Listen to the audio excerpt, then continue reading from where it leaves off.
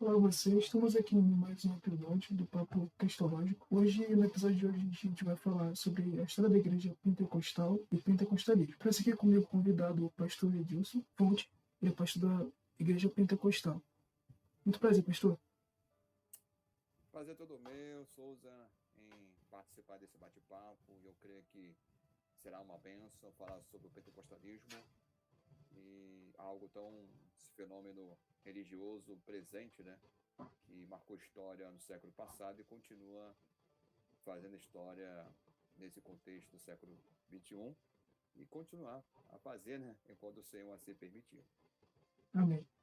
Eu queria que o senhor falasse um pouco sobre a sua formação. Muito bem. Bom, eu sou pastor, um dos pastores auxiliar da Assembleia de Deus Cidade Santa, que é do estado do Rio de Janeiro.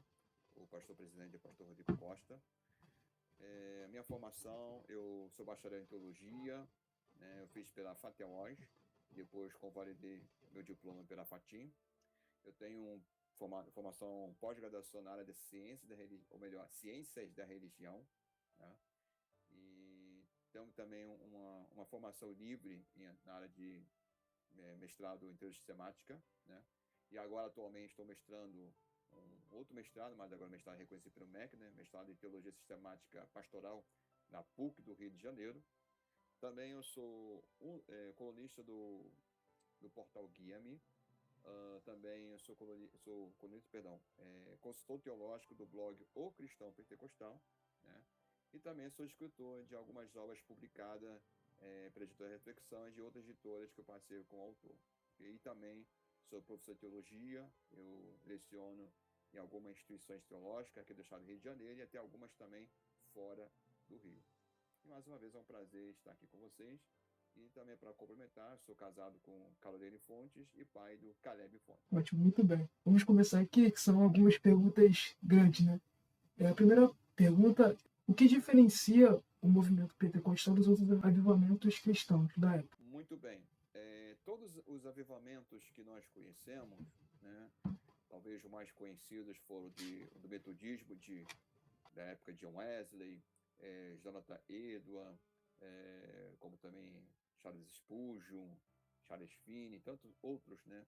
O que diferencia desse avivamento com o pentecostalismo seria mais a questão da ênfase, né? No caso do pentecostalismo, né, a ênfase do batismo do Espírito Santo evidenciado por línguas, né? E a questão das manifestações dons espirituais, acerca das profecias, da cura divina e tanto entre outros, né?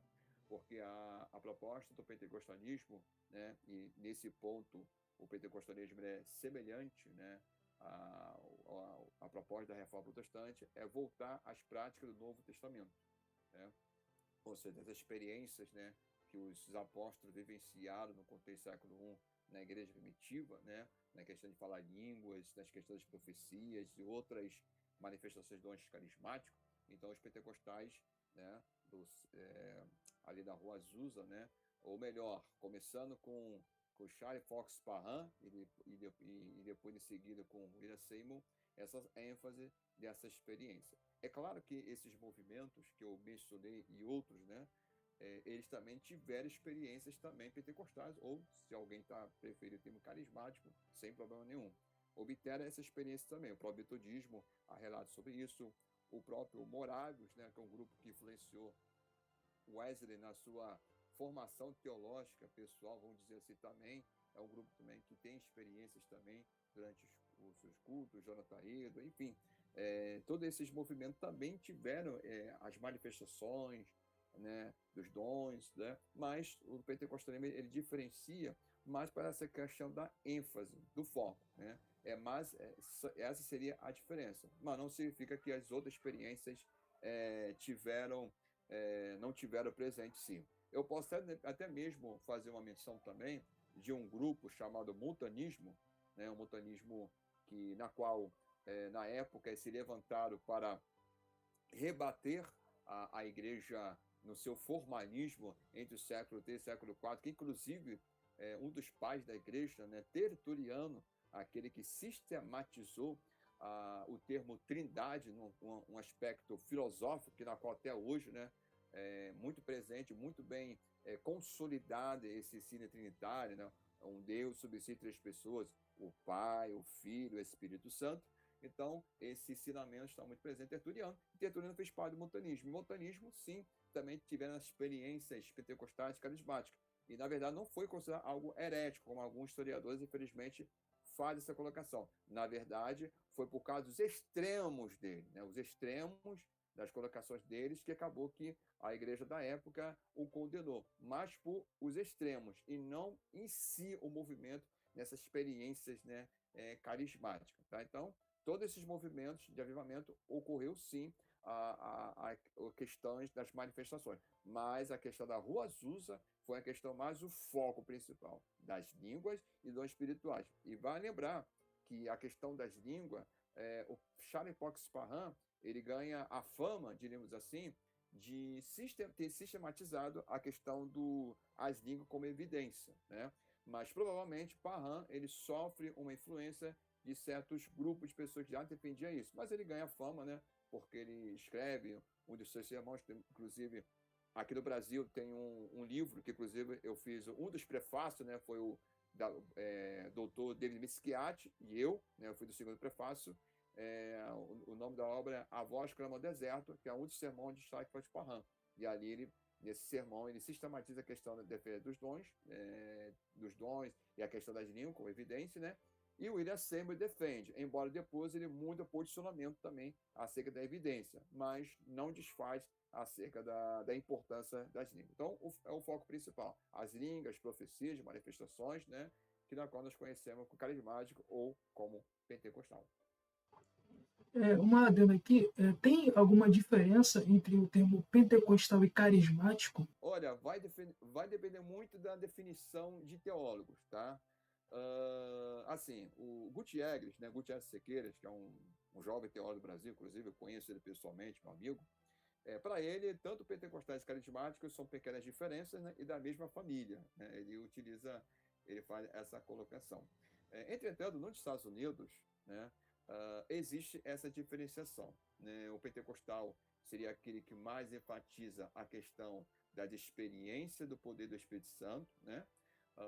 E já um carismático, ele crê na atualidade de dons espirituais, mas não necessariamente tem que ter essa experiência do batismo do Espírito Santo, ou pelo menos até pode ter experiência, mas não uma questão enfática como os pentecostais. Então, nos Estados Unidos tem essa diferença, tá? Aqui no Brasil, o termo carismático, um tempo atrás, era muito utilizado pelo movimento carismático católico, mas a igreja aqui no Brasil, hoje, que se prefere utilizar mais o termo carismático, né, do que o termo pentecostal. Mas ainda é um grupo muito pequeno aqui no Brasil que utiliza esse termo carismático, me refiro ao meio evangélico, né, porque essa palavra está muito ainda consolidada aqui no Brasil no meio católico carismático, diríamos assim. Mas há um crescente aí de pessoas se identificar com carismático. E aí aqui no Brasil, pelo que eu tenho visto, né, tem alguns pegam, né, essa expressão igual nos Estados Unidos, mas alguns têm feito uma diferenciação no sentido seguinte, que embora crer nas manifestações espirituais igual os pentecostais, e até mesmo, né, acredita na questão do batismo do Espírito Santo, mas não defende línguas como evidência, né? Defende outros tipos de evidência, né? E tem outros focos principais, muito parecido com a chamada segunda onda pentecostal, como alguns cientistas de religião utilizam, né? Então, assim, não há uma definição definitiva de falar sobre isso. Depende muito do contexto, como falei, o norte-americano, e aqui no Brasil alguns fazem essas pequenas diferenciação. Existe uma outra diferenciação também, que alguns chamam algumas igrejas carismáticas, né? Embora não utilizam muito, seriam denominações, né, que eu sou histórico, são igrejas sensacionistas, estou falando de presbiteriana, estou falando de luterana, estou falando mesmo das batistas, né, que vivenciaram as experiências pentecostais, né, que inclusive surgiram uma nova denominação, usando até o termo renovados. Então, alguns colocam a definição dessas igrejas como igrejas carismáticas, que eram igrejas que eram de igreja histórica sensacionista, mas se tornaram pentecostais. Elas não mudaram a sua característica histórica, mas aderiram os dons. Então, alguns aplicam também igrejas carismáticas nesse ponto, né? E aí, ou seja, como como estou apresentando a vocês, não está aqui algo definitivo 100%. Vocês dizem que vários pontos de vista, né? Essa colocação. Então, essa diversidade, eu diria assim, que seria até a própria natureza do pentecostalismo, que o pentecostalismo ele não é uno, ele é amplo, complexo, né? E tem algumas definições, né? Então, depende muito da definição, quem faz colocações, né? Vai depender do teólogo, do historiador, enfim.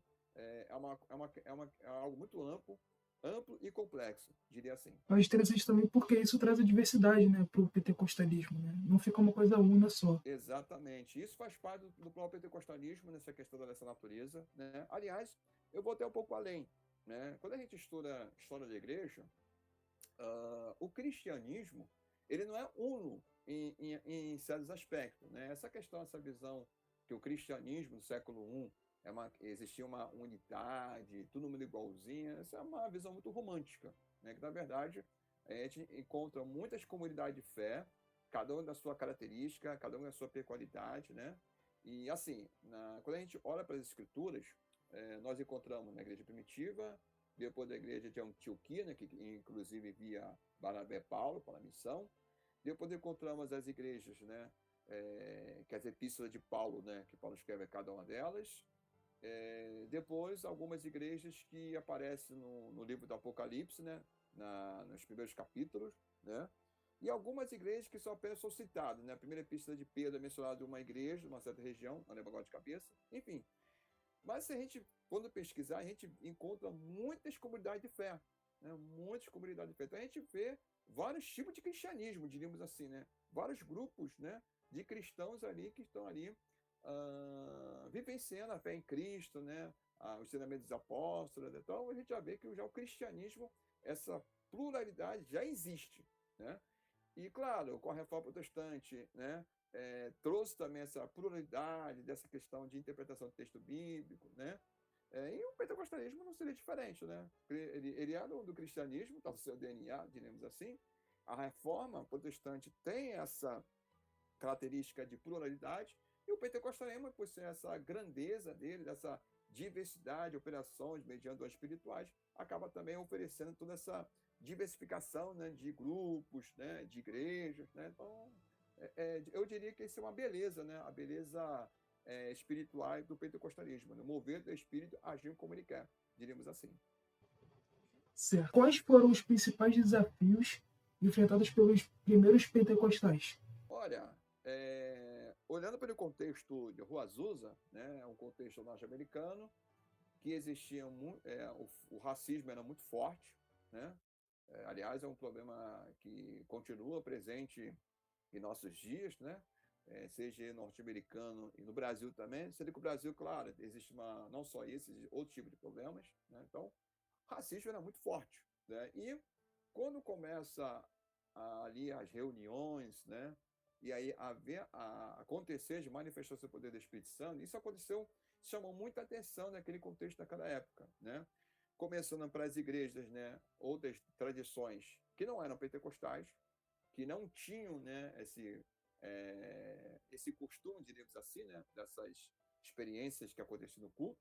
Então, até a palavra termo pentecostal surgiu daí, né? Inclusive, a sistemática Walter Brunet chega a mencionar esse registro histórico, né? Que o termo pentecostal é um termo pejorativo, né? Porque as pessoas, os irmãos de outras tradições falavam, isso aí são os pentecostais, né?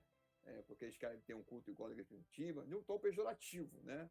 Muito parecido até mesmo com a primeira palavra utilizada para os discípulos, cristão, né? Também foi uma forma pejorativa. Também o termo metodismo também foi uma forma pejorativa. Enfim, então, a palavra pentecostalismo surgiu daí. Uma forma pejorativa por causa dos cultos deles, né? Os cultos que era realizado, que era culto que tinha hora para começar, não tinha hora para acabar, né? Segundo, o que chamou a atenção também foi que, assim, era algo diferente, os cultos, né? Chamou muita atenção das pessoas. Então, assim, enquanto na sociedade norte-americana, né, naquele contexto de Los Angeles, tinha toda aquela questão do preconceito, do racismo, né, e também o preconceito com o pobre, dentro lá da igreja da missão apostólica, você via brancos e negros juntos, né? Então, isso também foi um grande desafio, né, nesse contexto daquela época. O rico e o pobre juntos, né? Então, Eu diria que o desafio da igreja ali do William Seymour foi essa questão do preconceito, né, o racismo, ele era negro, né, então, enfrentando o preconceito, a questão também de uma igreja diferente, de outras tradições, então isso também, isso foi um grande desafio naquele contexto daquela época, né, mas o pentecostalismo, ele sendo uma igreja de Cristo e pelo mover do Espírito Santo, mostra que as barreiras ali eram superadas, porque, como falei, o branco, o negro estava ali junto, louvando ao Senhor, o pobre, o rico estava ali louvando ao Senhor, né? E fora os milagres aconteciam, né? As curas e milagres, pessoas que viviam na margem da prostituição, né? E tanto outros problemas no contexto social daquela época, em Rua Azusa encontraram ali, em Cristo, é claro, né? Não podemos esquecer disso, mas Cristo, por intermédio dessa igreja, encontraram libertação, transformação. Então foi um pacto daquele contexto daquela época, até mesmo o jornal daquela época, jornal secular, diremos assim, né, de grande circulação, destacou esse fenômeno religioso daquele contexto daquela época, né? Mas foi um grande desafio, porque não foi fácil, né? Porque outras igrejas chamaram de heresia, né? De algo demoníaco, né? E vale lembrar também que essas experiências que ocorreram na Rua Azusa, antes de acontecer, dentro do movimento Santidade, né, ou que prefere o termo inglês, Holiness, né, teve um grupo da igreja do Holiness que também tiveram experiências semelhantes à questão de falar em línguas, mas o próprio movimento as considerou algo herético, então foi anterior à Rua Azusa. Então, quando chegou a Rua Azusa, considerar algo herético, algo demoníaco, né? Então, e tanto outras coisas mais que as pessoas o acusavam, né? Então, esse foi o grande desafio da época que a Rua Azusa teve, mas, pela graça de Deus, eles venceram. Como o pentecostalismo ele chegou ao Brasil e qual foi o papel da Assembleia de Deus nesse processo? Muito bem. Quando a Assembleia de Deus chega aqui no Brasil, por intermédio dos missionários Daniel Begu da Ving, e vale lembrar que eles vieram para cá ao Brasil, né, porque o Senhor falou com eles, tá? O Espírito Santo direcionou. E vale lembrar que o contexto deles não tinha internet, eles não tinham conhecimento quase nenhum, o superficial, enfim, do Brasil, muito menos de Belém, para de onde eles foram. Tá? Eles não tinham conhecimentos absolutamente nada ou quase nada, digamos assim. Então foi pela revelação do Espírito Santo que eles vieram para cá. Mas a Assembleia de Deus não é a primeira igreja pentecostal que está aqui no Brasil. Tá? Antes de Gudavid Danielberg, a Congregação Cristã do Brasil já estava aqui no Brasil. E já existia também outras igrejas também evangélicas aqui, e até mesmo igrejas também pentecostais também. Então, a Assembleia de Deus não é a primeira. Tá? Qualquer informação, você pega o teu livro da história do movimento, História do Pentecostal Brasileiro, do Israel Araújo, ele explica isso com mais detalhe. Tá? Então, a Assembleia de Deus não é a primeira igreja pentecostal está aqui do Brasil. Tá? Quando eles vieram, a igreja Congregação Cristã do Brasil já estava aqui. Como também já existiam outras igrejas evangélicas. Okay? Eles vieram para cá, né? Guiado pelo Espírito Santo, a igreja, né? Igreja Batista de Chicago, que já era uma igreja pentecostal, enviaram para cá, para o Brasil. Eles foram recebidos por um pastor metodista, né, e caminhou para uma igreja batista. Sendo que essa igreja batista era uma igreja histórica, né, sensacionista. Né? Então, aqui no Brasil não tinha ainda essa questão como hoje existe, né, algumas denominações históricas pentecostais, né, ou renovadas, carismáticas, quem assim preferir esses termos, não tinham essa questão. Então, o pastor da igreja local, né, da igreja de Pará, estava de férias, se não for a memória, né, e aí recebeu o Gudavid Danielberg, e aí eles começaram a ensinar a questão da experiência do Espírito Santo. Eu sei que, para resumir a história, isso causou um certo problema, e tanto Gudavid Danielberg e outros grupos foram expulsos, né, da Igreja Batista, porque entendiam que é algo de demônio. Quando Gudavid Danielberg fundam a igreja, do início o nome era Missão Apostólica da Fé, fazendo referência à igreja de Rua Azusa, né? Ou seja, embora não tivesse uma ligação direta, mas de uma forma indireta, porque a Rua Azusa serviu como referência para todas as igrejas pentecostais, não só norte-americanas, mas do mundo, né? Porque há registros que tinham pessoas fora dos Estados Unidos, da Europa, ia lá, porque chegava aos ouvidos sobre a questão dos cultos, dos avivamentos, então ia lá para a Rua Azusa e vivenciava tudo, depois voltava para as suas igrejas, né? Então, a Rua Azusa serviu como referência. 2 anos depois, que eles mudaram para Missão Apostólica da Fé, para o nome de Assembleia de Deus, que aí ficou até os dias de hoje.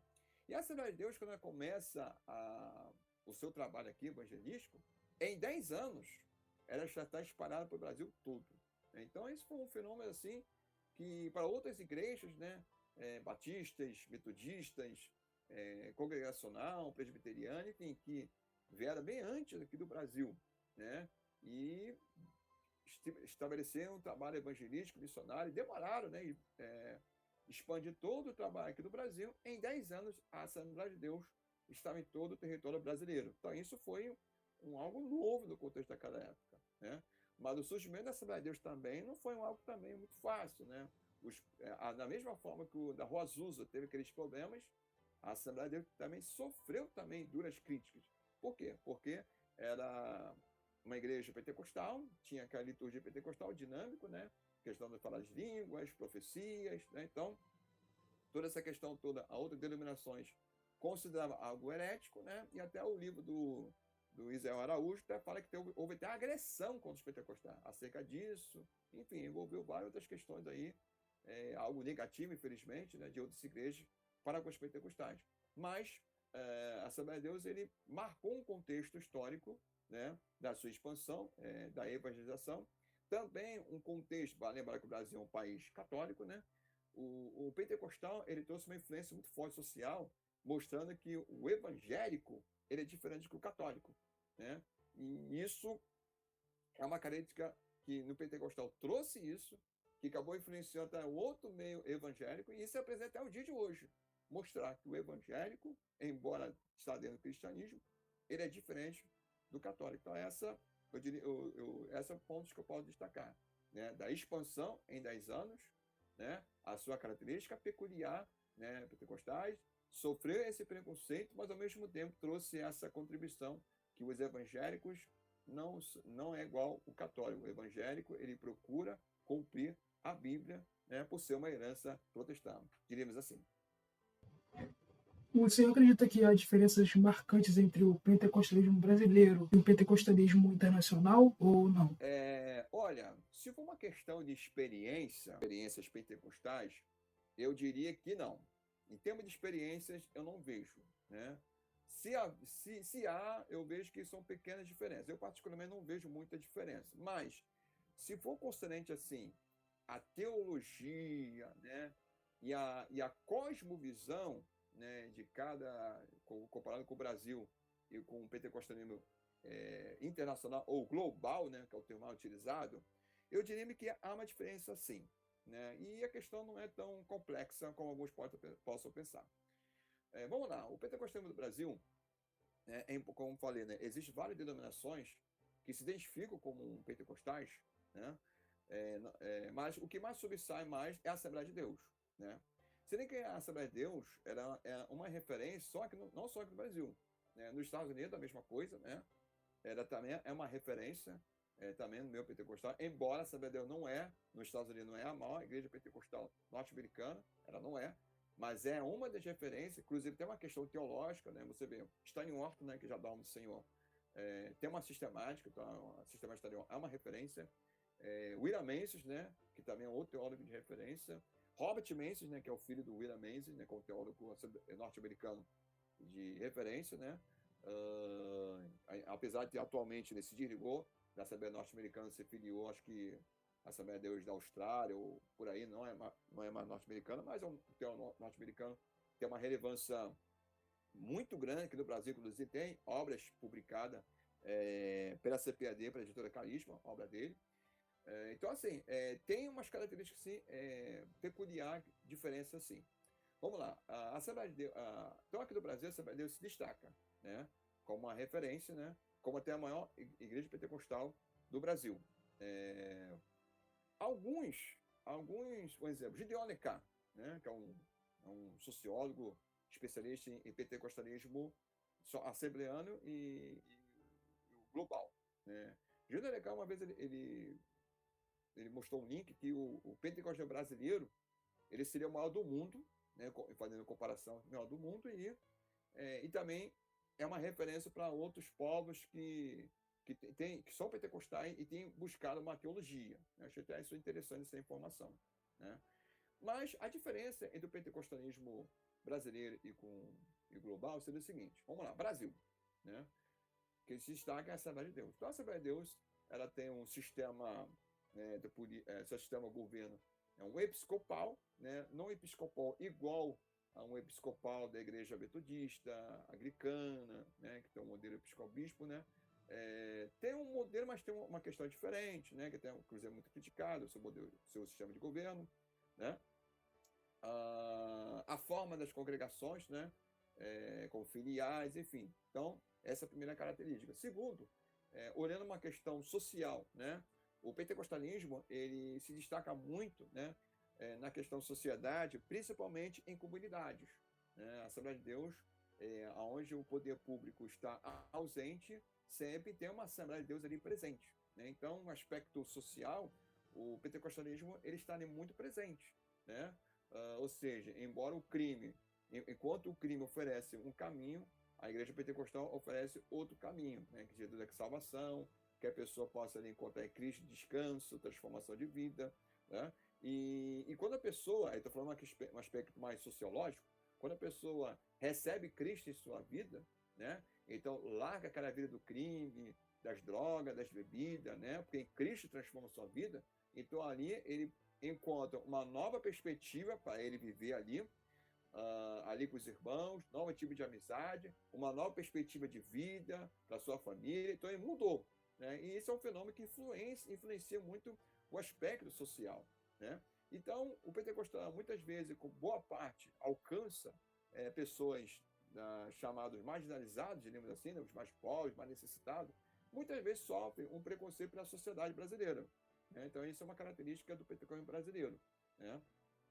Sofrer esses preconceitos, né? Por boa parte ser pobre, né? De classe C e D, né? Então a sociedade tem esse preconceito, como também sofre preconceito também de outras tradições, né? E aí, claro, não quer dizer aqui que as outras tradições não há pessoas pobres, eu não sou ingênuo falar isso. Todavia, eu estou falando uma questão de predominância, o que mais procura, né? Geralmente são mais pentecostais que estão mais igrejas pobres.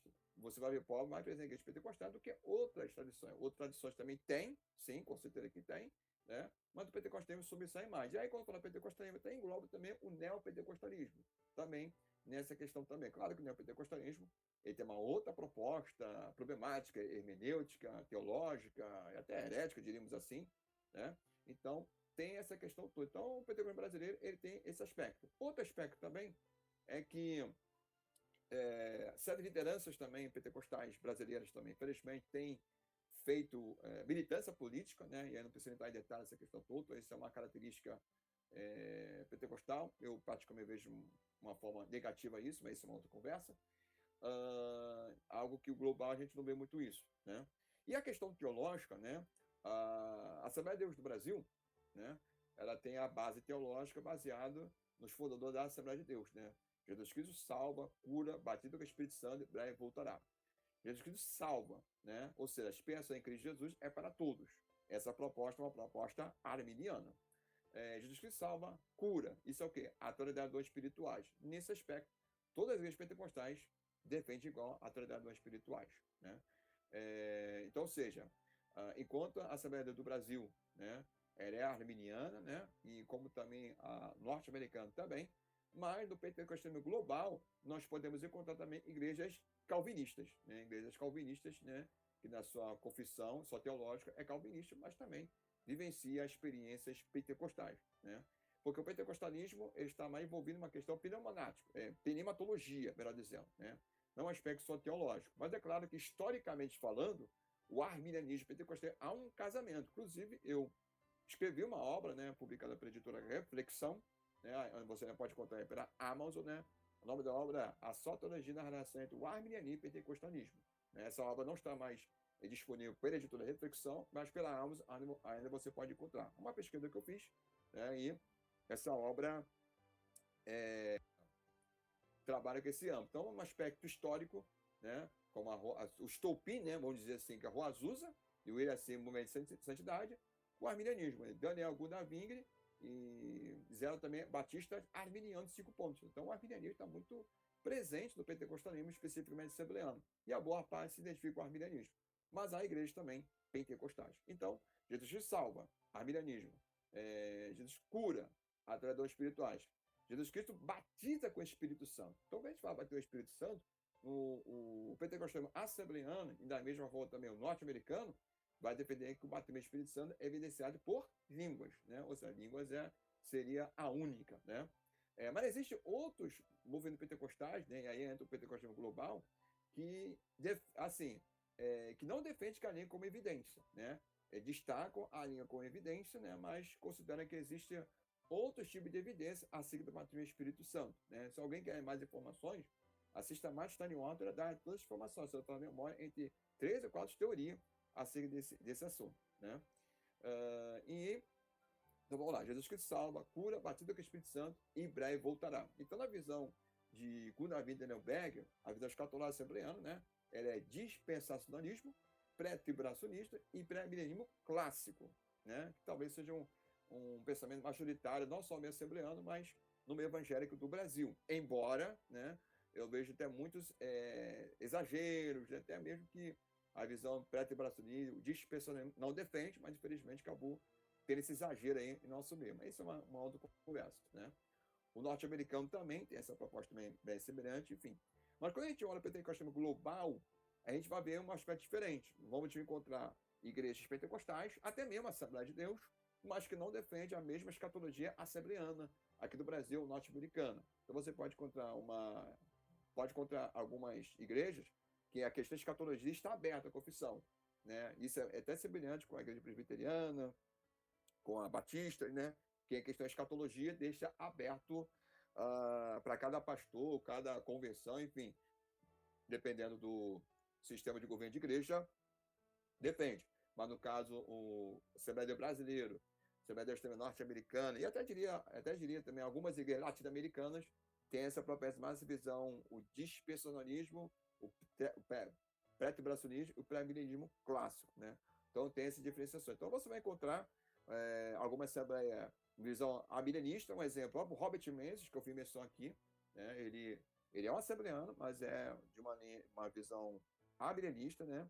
Então vai encontrar algumas Assembleias de Deus pós-milenismo, outras igrejas pentecostais, uma visão um pouco diferente, pré-tribulacionismo, enfim. Então, não existe uma questão unificada, existem visões diferentes. Na mesma coisa, o sistema de governo, né? Como falei, a Assembleia de Deus é episcopal, embora tem pontos não iguais com o episcopal metodismo. Então, a denominação você pode encontrar com o governo estilo congregacional, né? Que a Assembleia Norte-Americana tem uma proposta muito próxima à congregacional. Então, tem essas diferenciações, né? E o aspecto social também, né? Que cada igreja vê um aspecto social, tem uma características diferentes do meio assembleano. Então, o pentecostalismo do Chile tem uma outra visão social, semelhante do Brasil, diferente, da Índia, enfim, da Europa, é outro contexto social. Então, cada um tem seu contexto social, né, histórico, né, peculiar da estrutura da denominação, e a questão teológica também. O que une, na verdade, é mais as experiências pentecostais. São as experiências pentecostais que realmente são importantes e a atualidade espirituais. Fora disso, há uma várias diversidades e isso fortalece a amplitude do pentecostalismo. Certo, vamos partir agora para a parte de teologia e doutrina pentecostal. O batismo do Espírito Santo, a gente sabe que é um dos pilares do pentecostalismo, né? Como que o senhor explica essa experiência para quem nunca ouviu falar sobre e também para quem duvida? Em primeiro lugar, quando a gente fala de batismo do Espírito Santo, ele é uma experiência pós-conversão, né? Ele é uma experiência que não é a mesma coisa que a conversão, como alguns sensacionistas ensinam, né? Só a gente olhar a parte de Lucas, né, quando fala a questão da virtude, poder, né? Aí ele não fala de conversão, ele fala de um poder sobrenatural, né? Como também lá em Joel, capítulo 2, da profecia de Joel, que começa a se cumprir na igreja primitiva, né? As manifestações espirituais, as expressões que o Lucas tanto usa por seu evangelho e Atos, que é o mesmo escritor, assim nós cremos, né? Que vai falar da virtude, né? Poder, ou seja, é um poder que capacita para fazer missões, né? Foi para isso que Jesus batizou a igreja primitiva com o batismo do Espírito Santo, revestido de poder, para fazer a obra da evangelização, a obra missionária, né? Então, pegando a questão do assembleano, que seria o mais destaca a questão teológica, né? Eu vou parafrasear Robert Menzies, né? Que o pentecostal é aquele que crê que a experiência da igreja primitiva que ocorreu naqueles tempos pode ocorrer no dia de hoje, evidenciada por línguas e assim a atualidade dos dons espirituais. Então, parafraseando Robert Menzies, seu livro Pentecoste, essa história é a nossa história. Então, a base do obra do assembleano, mas que as outras pentecostalismo mesmo pode não concordar muito com a questão de língua, mas concordo que a questão das experiências, né, não se vê só no passado, ela continua no dia de hoje, né? E como a igreja está presente no dia de hoje, né, como o Espírito Santo continua operando sobre a igreja, os dois também estão aí ao serviço da edificação do corpo de Cristo, né? Sendo que não é só isso, tá? Quando a gente fala, isso é um posicionamento assembleano, mas a parte do pentecostal, a base teológica do pentecostalismo, e aí uma coisa chamada abrangente, é chamada hermenêutica pentecostal, que aqui no Brasil, se tiver 10, 11 anos, é muito tempo em tratar desse assunto, né? Que eu até lamento que esse assunto deveria ser muito mais falado, né? Livros já temos, né? Mas eu diria assim, muito mais falado, né? Uma coisa que tem que ser mais presente no nosso meio, no aspecto acadêmico e prático, ministerialmente falando, eu digo. O que é a hermenêutica pentecostal? No caso, né, assim como os calvinistas reformados têm a sua hermenêutica, assim como os batistas, né, têm a sua hermenêutica, a luterana tem a sua hermenêutica, a tradição metodista, que seria a teologia armínio-wesleyana, né, tem a sua hermenêutica. Opa, vamos incidir nessa conversa aqui, o catolicismo tem o seu pressuposto teológico, os pentecostais também têm a sua hermenêutica, que é a hermenêutica pentecostal, que é o destaque a questão das narrativas, né? A hermenêutica pentecostal tem a questão das narrativas e valoriza muito a narrativa, ou seja, se a Bíblia diz que Jesus curou, é que Jesus curou. A gente sabe que existem outras formas de hermenêutica, que só vai destacar a questão ética, né? E se a pessoa advoga um pressuposto teológico liberal, pensa que o liberalismo está embaixo, ou liberal ou pós-liberalismo, né? Então vai dizer, não foi bem assim, Jesus não curou, né? Ou essa é uma questão mais simbólica, outra é uma questão ética. Não. A hermenêutica pentecostal vai dizer o seguinte: se o texto diz Jesus curou, é porque realmente Jesus curou, porque ele é Deus, ele é Senhor, ele tem essa autoridade, e automaticamente vai crer que ali o que aconteceu na vida dos discípulos, falar línguas, obter o poder do Espírito, assim como espiritual e tal, ele vai dar destaque à narrativa bíblica, não só enfatizando a questão ética, claro, ética é uma questão importante, sim, a questão de conduta, que é importante, sim, santidade, claro, isso é santidade, a Bíblia ensina sobre a santidade, mas também vai destacar a questão dos dons espirituais, vivência com Deus, ouvir Deus falar, né? Então, essa questão toda, a teologia pentecostal era destaque. Então, se for um posicionamento assembleano, é a questão das línguas, porque das línguas é um sinal para revestir a igreja de poder para fazer missões, né? Agora, se for uma questão abrangente, né, seria a questão de uma hermenêutica pentecostal, né, de nós destacarmos o sobrenatural. Ou seja, enquanto outras tradições, né, um exemplo, a tradição reformada, ela destaca muito a questão na perspectiva calvinista, que Deus é soberano, Deus dos seus decretos, né? Então, tudo está ali decretado pelo decreto de Deus, então, todo o desdobramento da história da humanidade e coisa assim. Já o pentecostal, que crê na soberania de Deus, tá? Dizer que o pentecostal não crê na soberania de Deus, pela janela, isso é tudo falácia, tá? Crê que Deus é soberano, Deus na sua soberania, ele escolheu operar de uma forma sobrenatural, porque o nosso Deus é um ser sobrenatural, ele é espírito transcendental, e operar dessa forma sobrenatural. E a Bíblia são as escrituras que narram fatos sobrenaturais. E nós, pentecostais, cremos nisso, falamos disso e vivenciamos isso a nossa vida. Então, são essas propostas que eu teria uma seca do pentecostal. Se for uma questão mais assembleana, foi a questão das línguas, atualidade de dons e missões, mas se for uma questão geral, mais abrangente, a hermenêutica pentecostal, que tem proposta hermenêutica, bíblica, né, baseada em Lucas e Atos. Mas por que Lucas e Atos? Porque Lucas e Atos faz referência ao Antigo Testamento, das experiências, manifestação do poder do Espírito, lá no Antigo Testamento, que ocorreu, e olha que é uma dispensação, né? A antiga aliança, né? O Espírito Santo foi derramado, é dado por medida. Mas legal, o Novo Testamento foi derramado, né? Então, tem esse aspecto, tem o aspecto hermenêutico, que é uma forma de interpretar a Bíblia. Os pentecostais destacam essa escritura, por isso que destaca a escritura, então honra só a escritura. A questão, né, do batismo do Espírito Santo, como já falei anteriormente, é bem cristocêntrico. Jesus Cristo salva, cura, batismo do Espírito Santo, breve voltará. É bem cristocêntrica. É Cristo que batiza. Antônio Gilberto, em Saudade da Memória, no seu livro Verdades Pentecostais, ele fala que a questão, quem batiza é Jesus. Então, é uma teologia cristocêntrica. Então, é Cristo que batiza.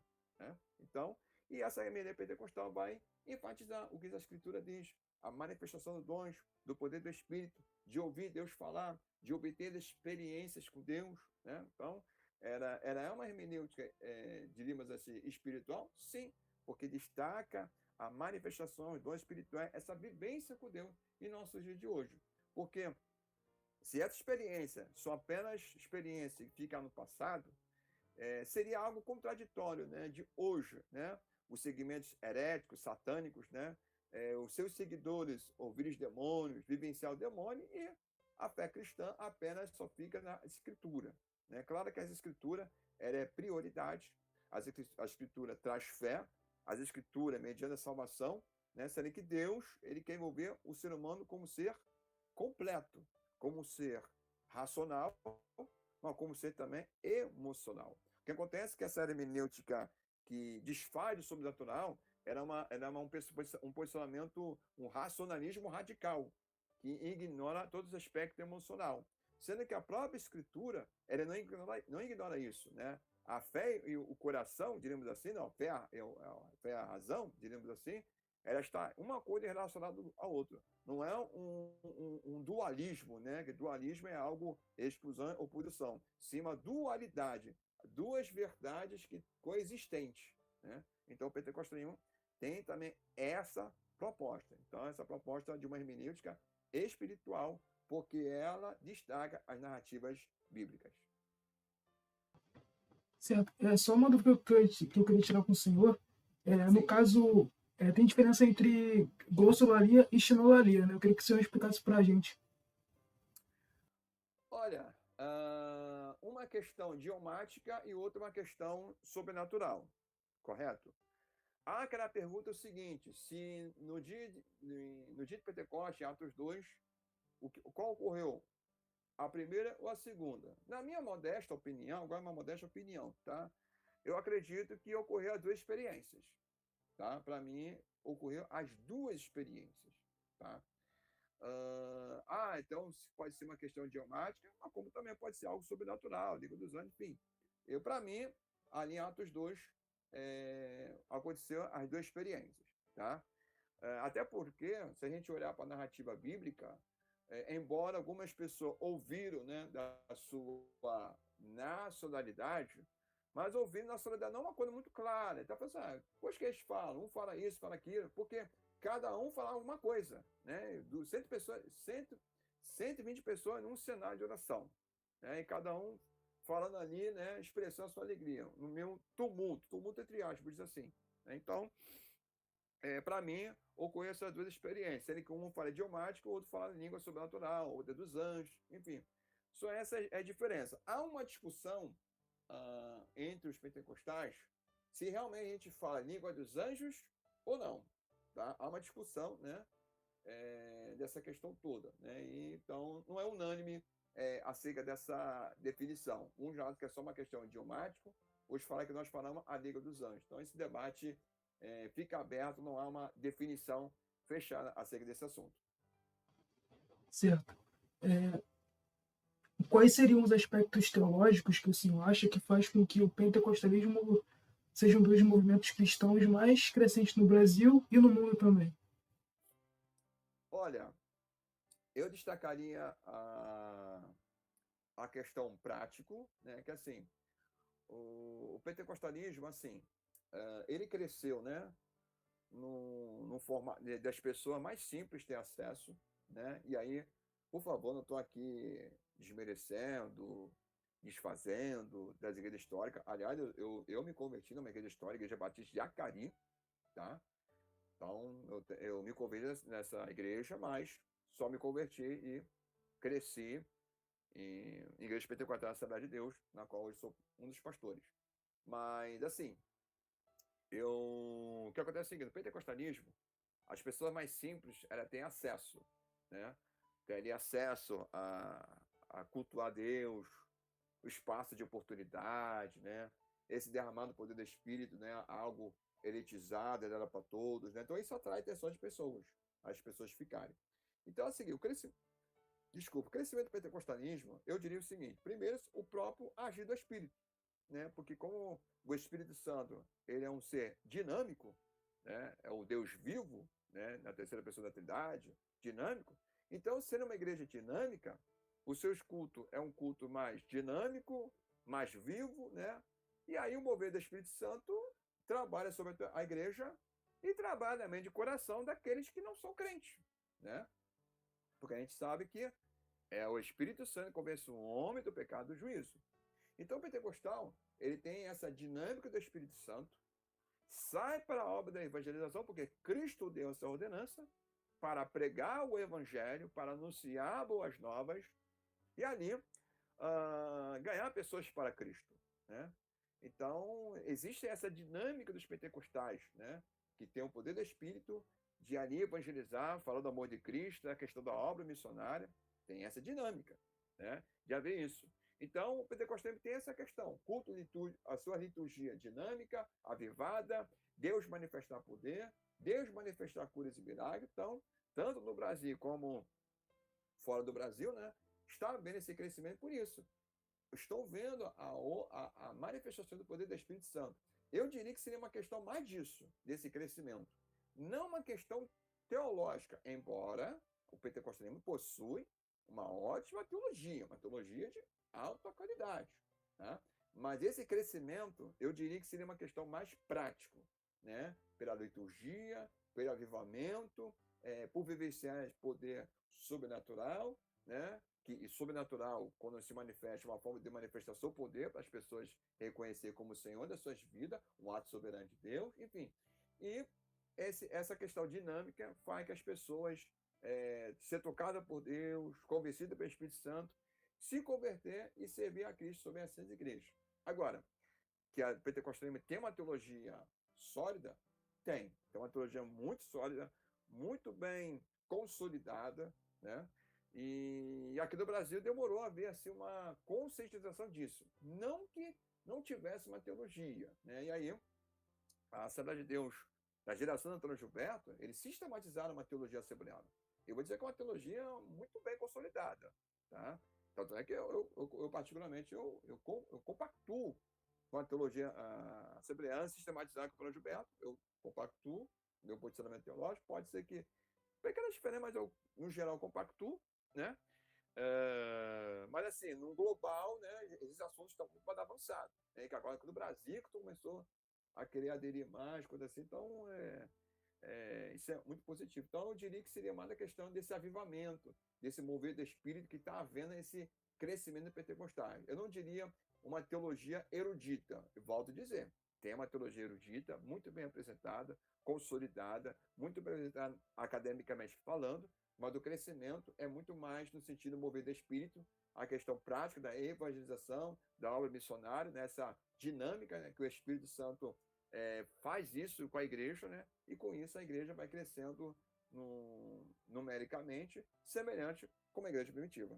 Algumas críticas que a gente vê no meio protestante para o assembleiano, né, em geral, é pela questão colocada como, entre aspas, emocional. Como que o senhor pode responder essa crítica que é feita às igrejas pentecostais? O que acontece é o seguinte, infelizmente, né, as redes sociais é terra de ninguém. Então as pessoas postam tudo que bem entender, tudo que querem. E assim como existe bons crentes, existem os maus crentes. Assim como existem os bons profissionais, existem os maus profissionais. E como o pentecostalismo, ele numericamente ele é maior, né, aqui do Brasil, né, o último IBGE, inclusive, falou que a Assembleia de Deus seria a maior denominação do Brasil, né, continua sendo a maior denominação do Brasil, e quando fala Assembleia de Deus, o IBGE não faz a distinção de convenção geral, ou Madureira, ou a do Salmel Câmara, né, que embora seja uma convenção não muito falada aqui no Brasil, mas existe, e fora da Assembleia de Deus independente, né, ou seja, o IBGE não faz essa distinção, essa diferença, junta tudo e coloca. Claro que, por haver um crescimento de um grupo, claro que vai surgir problemas, numericamente falando. Então, existem exageros, sim.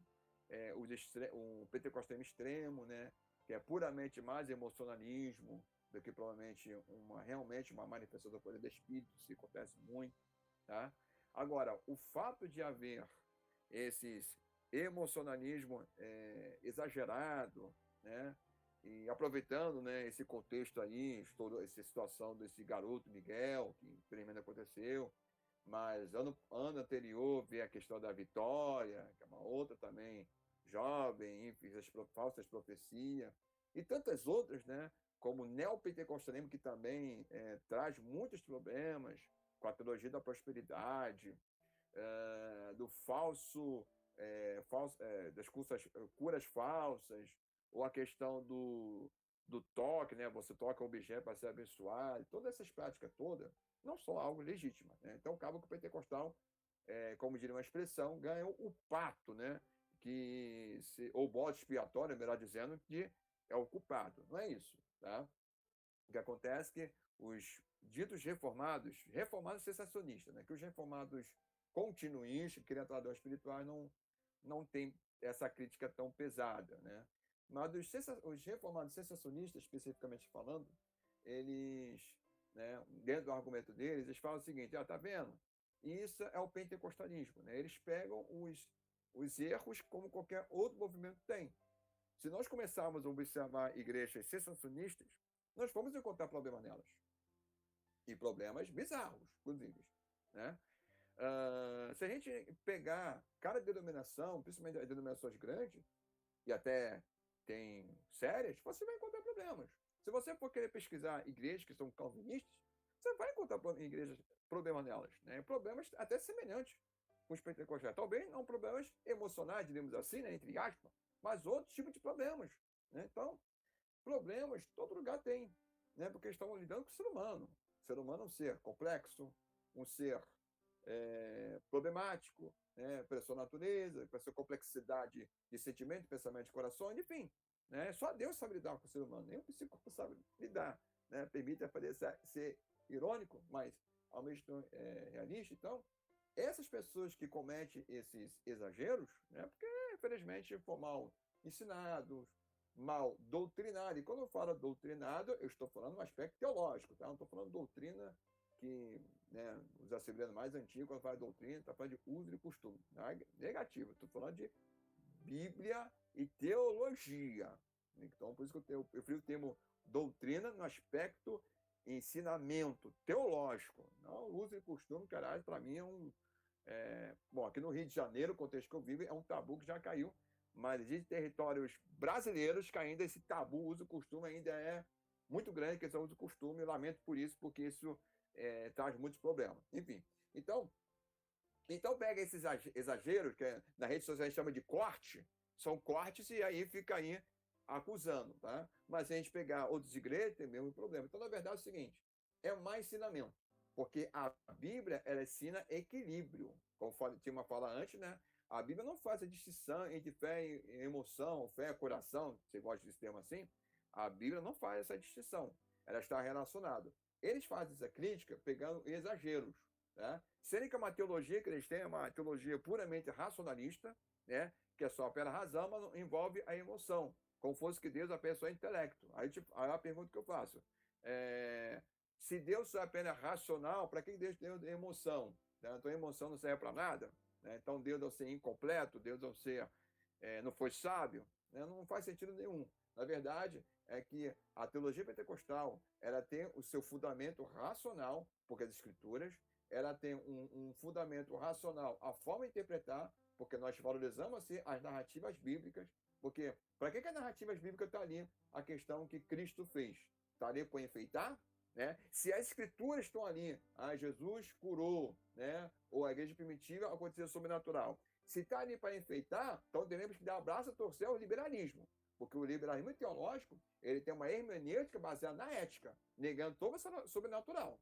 Né? Então, se querem negar toda essa questão toda, então dá as mãos aí aos teólogos liberais. Tá? Mas o pentecostalismo não dialoga com o liberalismo teológico nem de brincadeira, porque crê no sobrenatural. Né? Crê que o que Cristo fez, ele continua a fazer porque ele não mudou nem mudará, né? Porque ele é Deus. E aí é interessante que esses teólogos dão tanta ênfase à soberania de Deus, mas Deus só trabalha de uma forma. Né? Um Deus muito limitado. Né? Enquanto o Deus da Bíblia é um soberano que intervém a forma que ele, quando ele quer. E a forma sobrenatural é uma das formas de Deus fazer isso. Ele fez no Antigo e fez no Novo Testamento. Né? Então, esses erros emocionais são erros que acontecem em qualquer igreja. Tá? E é fácil eu apontar um erro. Me mostra a questão teológica. E é interessante, nenhum desses teólogos, cita teólogos importantes, seja do Brasil ou seja estrangeiro. Eles não citam. Eles só pegam exemplo exagerado. Então, se eles criticam isso, nós temos que dar uma boa resposta. Temos a boa teologia, uma teologia robusta, e outra, os erros acontecem em qualquer lugar. Será que se eu começar a apontar os erros que eu vejo, erros em calvinistas? Não, a teologia deles produz que calvinista não tem uma vida de santidade. Será que eles vão gostar? Será que eu só falar o seguinte, teologia calvinista incentiva aos crentes viver uma vida de pecado, porque por dizer que é eleito, pode fazer bem entender, porque a eleição já está garantindo em Deus. Será que eles vão concordar com isso? Claro que eles não vão gostar. Até porque a própria teologia calvinista não ensina isso. Né? Então, na verdade, eles são desonestos nas suas acusações, preconceituosos, porque se realmente são honestos, eles deveriam pegar as obras publicadas, seja por brasileiro e estrangeiro, ler, se aprofundar e ver o que é o legítimo pentecostalismo. E não essa questão toda que está aí vendo por aí. Então, essas acusações são acusações infundadas, baseadas em pessoas que não têm conhecimento, leigas ou em pessoas de mau caráter, ou até pessoas que têm um bom coração, mas foi ensinado de uma forma errada, né? E jogar pedra em situação dessa é fácil. Né? Eu quero ver você falar da própria teologia. Você vê que nenhum deles, fala da teologia pentecostal, da sua essência. Não fala. Não cita teólogo, não fazem nada. Só fala a questão dos erros. Então, se a gente fazer a mesma coisa, vão ter a mesma prática do que eles. Então, bom pentecostal é dar uma resposta bem sólida para mostrar que nós somos inteligentes, tá? Nós temos uma boa teologia, mesmo tendo essa experiência sobrenatural. Ou seja, o pentecostal, ele pensa e responde, porque ele tem uma ótima teologia. Certo. Como a igreja pentecostal pode continuar relevante para as novas gerações? Tendo em vista, por exemplo, a própria questão da mudança da estética da Assembleia de Deus. Né? A gente vê, por exemplo, algumas Assembleias de Deus que elas perderam o tradicional. Né? O tradicional que, como eu estou colocando, é no sentido de tradição da igreja mesmo. Você acha que acaba influenciando isso a um erro ou não? Olha, Souza, vou falar uma coisa seguinte. Mudanças sociais, culturais, é normal. Né? Você está se referindo à moda worship, né? Que seria a moda da vez, embora, desde que o worship estourou aqui no Brasil, e do ano passado para cá, eu já tenho visto postagens de algumas pessoas, formador de opiniões, dizendo que assim, o worship já está começando a ter uma queda. Né? E não me surpreende, porque para mim o worship é uma moda. Com todo respeito, tá?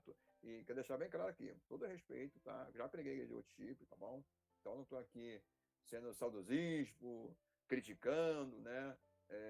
Eu não estou aqui dizendo também, eu não concordo, olha só, eu não concordo com a frase que Gesiel alguma vez falou, né? Que igreja worship não teria a presença de Deus, porque os pastores não se vestem social. Isso para mim é formar a colocação de Gesiel Gomes, com todo o respeito que eu tenho a ele. É pessoa histórico, mas achei que errou. Assim, a questão mudante estética, eu vejo uma questão normal. né? A questão do gosto, né? Um exemplo, talvez os pastores mais novos, eles preferem uma forma de igreja muito mais atual do que do passado, né? E eu vejo também de uma forma naturalidade. Para mim, assim, perca de identidade, estética, assim, quando fala a questão perda de identidade, eu não diria esteticamente em si. Eu viria o seguinte: a perda dessa estética seria se for a motivação. Aí sim. Porque, por exemplo, Deus não está preso à estrutura, né? Da mesma forma que tem uma igreja, né?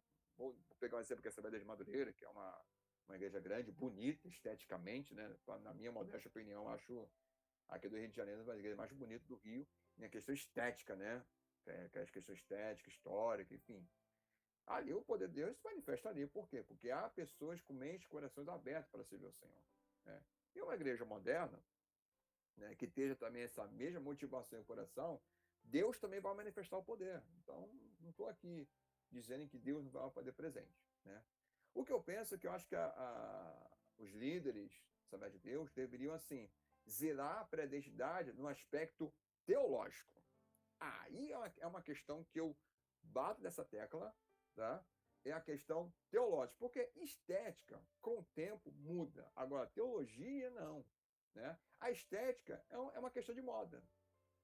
Hoje é outro tipo, mas daqui a pouco vai assistir uma outra moda e vai acontecer que algumas igrejas vão deixar de ser old chip, outras vão permanecer. Né? É muito semelhante com o barril.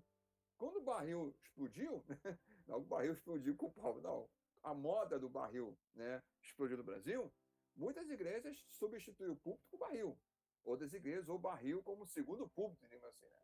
Quando o barril caiu, né, de moda, algumas igrejas permaneceram e outras deixaram de lado. Voltaram com seus púlpitos. Então, o outro tipo é uma moda. Né? Então, para mim, a preocupação maior deveria ser mais uma questão teológica.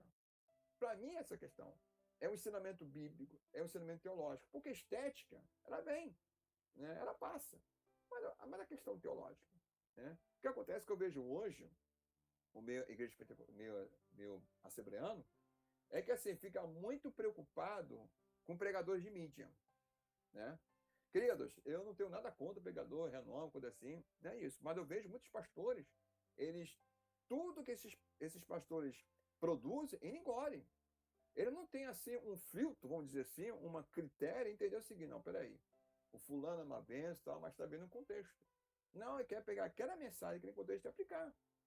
E aí fica tão influenciado por esses pregadores famosos, principalmente reformados, que o próprio pastor da igreja, ele não sabe mais o que crer. Né? Ele não sabe mais o que crer. Né? Ele fica assim, perdido. Fica perdido. Né? Então, assim, fica descaracterizado o seu posicionamento. Porque fica tão preso aí. Então é o seguinte, para mim não é um problema se a igreja mudar esteticamente. Para mim é um problema quando o pastor da igreja ou quando a comunidade não está bem resolvida teologicamente. Aí, isso para mim é o problema. Um assembleano. Uma pessoa diz que é assembleano e não sabe definir. E quando eu estou falando isso, irmão, não é uma questão hipotética, não. Eu estou falando de fato, que é preocupante. Uma pessoa que diz que ser da Assembleia de Deus, mas tem dúvidas do pressuposto teológico que é batismo no Espírito Santo, tem um problema. Gente, mas a Assembleia é uma igreja pentecostal. E a pessoa está numa Assembleia de Deus e não sabe o que é o batismo no Espírito Santo, isso foi um problema. Por quê? Porque a igreja tem enfatizado outras coisas, e o ensinamento. A estética, gente, é puramente estética. Agora, quando o líder só fica focando na estética, né, aí essa é a minha crítica. Se a igreja quer mudar o tipo, beleza, mas não perde a essência. O que é a essência? O ensino, a pregação, a questão do batismo do Espírito Santo, né? A questão da salvação que é para todo, ou a questão de escatologia, enfim, não mudar sua característica. Mas o que acontece é que os pastores querem vir moda. Porque eu gosto do Renan Dias Lopes. Renan Dias Lopes é um grande pregador, é uma benção, sim, mas ele tem um pressuposto teológico diferente de pentecostal. Esse que é mileniano, pós-mileniano, se eu não falo a memória. É um presbiteriano. Ele não abraça essa hermenêutica pentecostal como nós já temos isso. Ele não abraça, não defende línguas, não abraça. Então, assim, ele pode tem alguns pontos que pode tirar proveito, mas outros pontos não dá proveito. Mas tem pastor assembleano que engole tudo, achando que estão dando a verdade. Quando é o Eugênio Lopes, é o Augusto Nicodemos. Tem alguns que tem que abraçar também, o Rodrigo Silva, que tem uma teologia bem também problemática. Então, ou seja, não há um critério. Então, o problema não é uma questão estética. É a questão seguinte, quando não valoriza o ensino. Né? É a mesma coisa, vou dar um outro exemplo aqui, né? Que vem essa briga no meio evangélico, é a questão do louvores. Os louvores antigos são melhores que os novos. Não, isso é questão de gosto, na verdade. Né? Agora, eu acho errado quando a pessoa xinga só os louvores novos, que é bom, e os passados é ultrapassado. Nando Azevedo, uma vez, deu uma resposta excelente. Falou o seguinte, que o louvor, se existem louvores novos, foi por causa dos antigos. Então tem que haver essa dialética. Né? Então, não é uma questão de mudar a estética, é não mudar a sua característica. Não mudar. Se eu sou pentecostal, eu tenho uma boa teologia, não mudar as suas raízes. Né? Não mudar a forma de pensar, não mudar a sua teologia, não.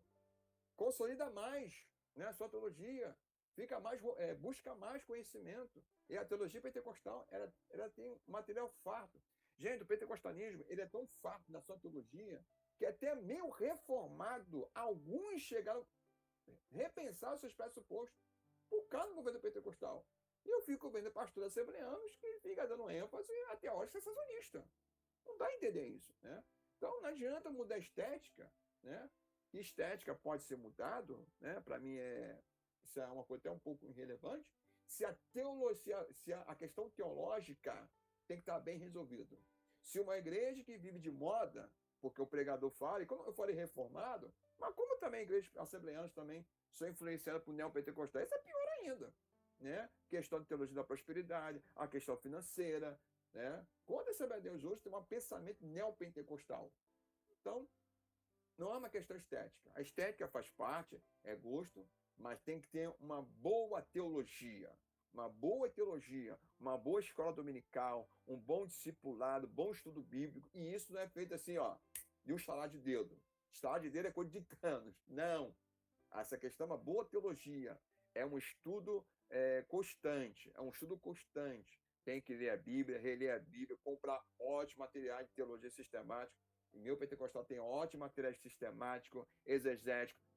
Nós temos obra com fartura.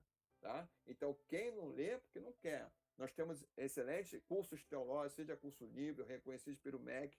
Então, é uma questão de buscar interesse e aprofundar. Então, a questão estética, para mim, ela pode mudar com o tempo. A questão é identidade teológica. Porque se eu estou bem resolvido teologicamente, estou bem resolvido também espiritualmente. Porque o pentecostalismo é a questão poder do Espírito Santo, poder renovador, e tem uma teologia. Tá? Então, e outra, parafraseando o pastor César Moisés, não precisamos da teologia reformada, porque tem pastores pentecostais que ficam achando que nós dependemos de reformado. Não precisamos. Nós temos uma boa teologia, obrigado, diríamos assim. Nós temos uma excelente teologia. Cabe aos pastores buscar, né? Cabe aos pastores gastar mais tempo de investir em obras teológicas, leituras bíblicas, obras teológicas para ter boas pregações, excelente ensino, e não ficar apenas jogar em teólogo, ou convindo o teólogo pentecostal para trabalhar, né? E não para ficar jogando também para o escanteio, né? Como a gente vê por aí, teólogos pentecostais sendo desfeitos. Então, não é perder a característica, perder a característica, para mim, seria uma questão pessoal.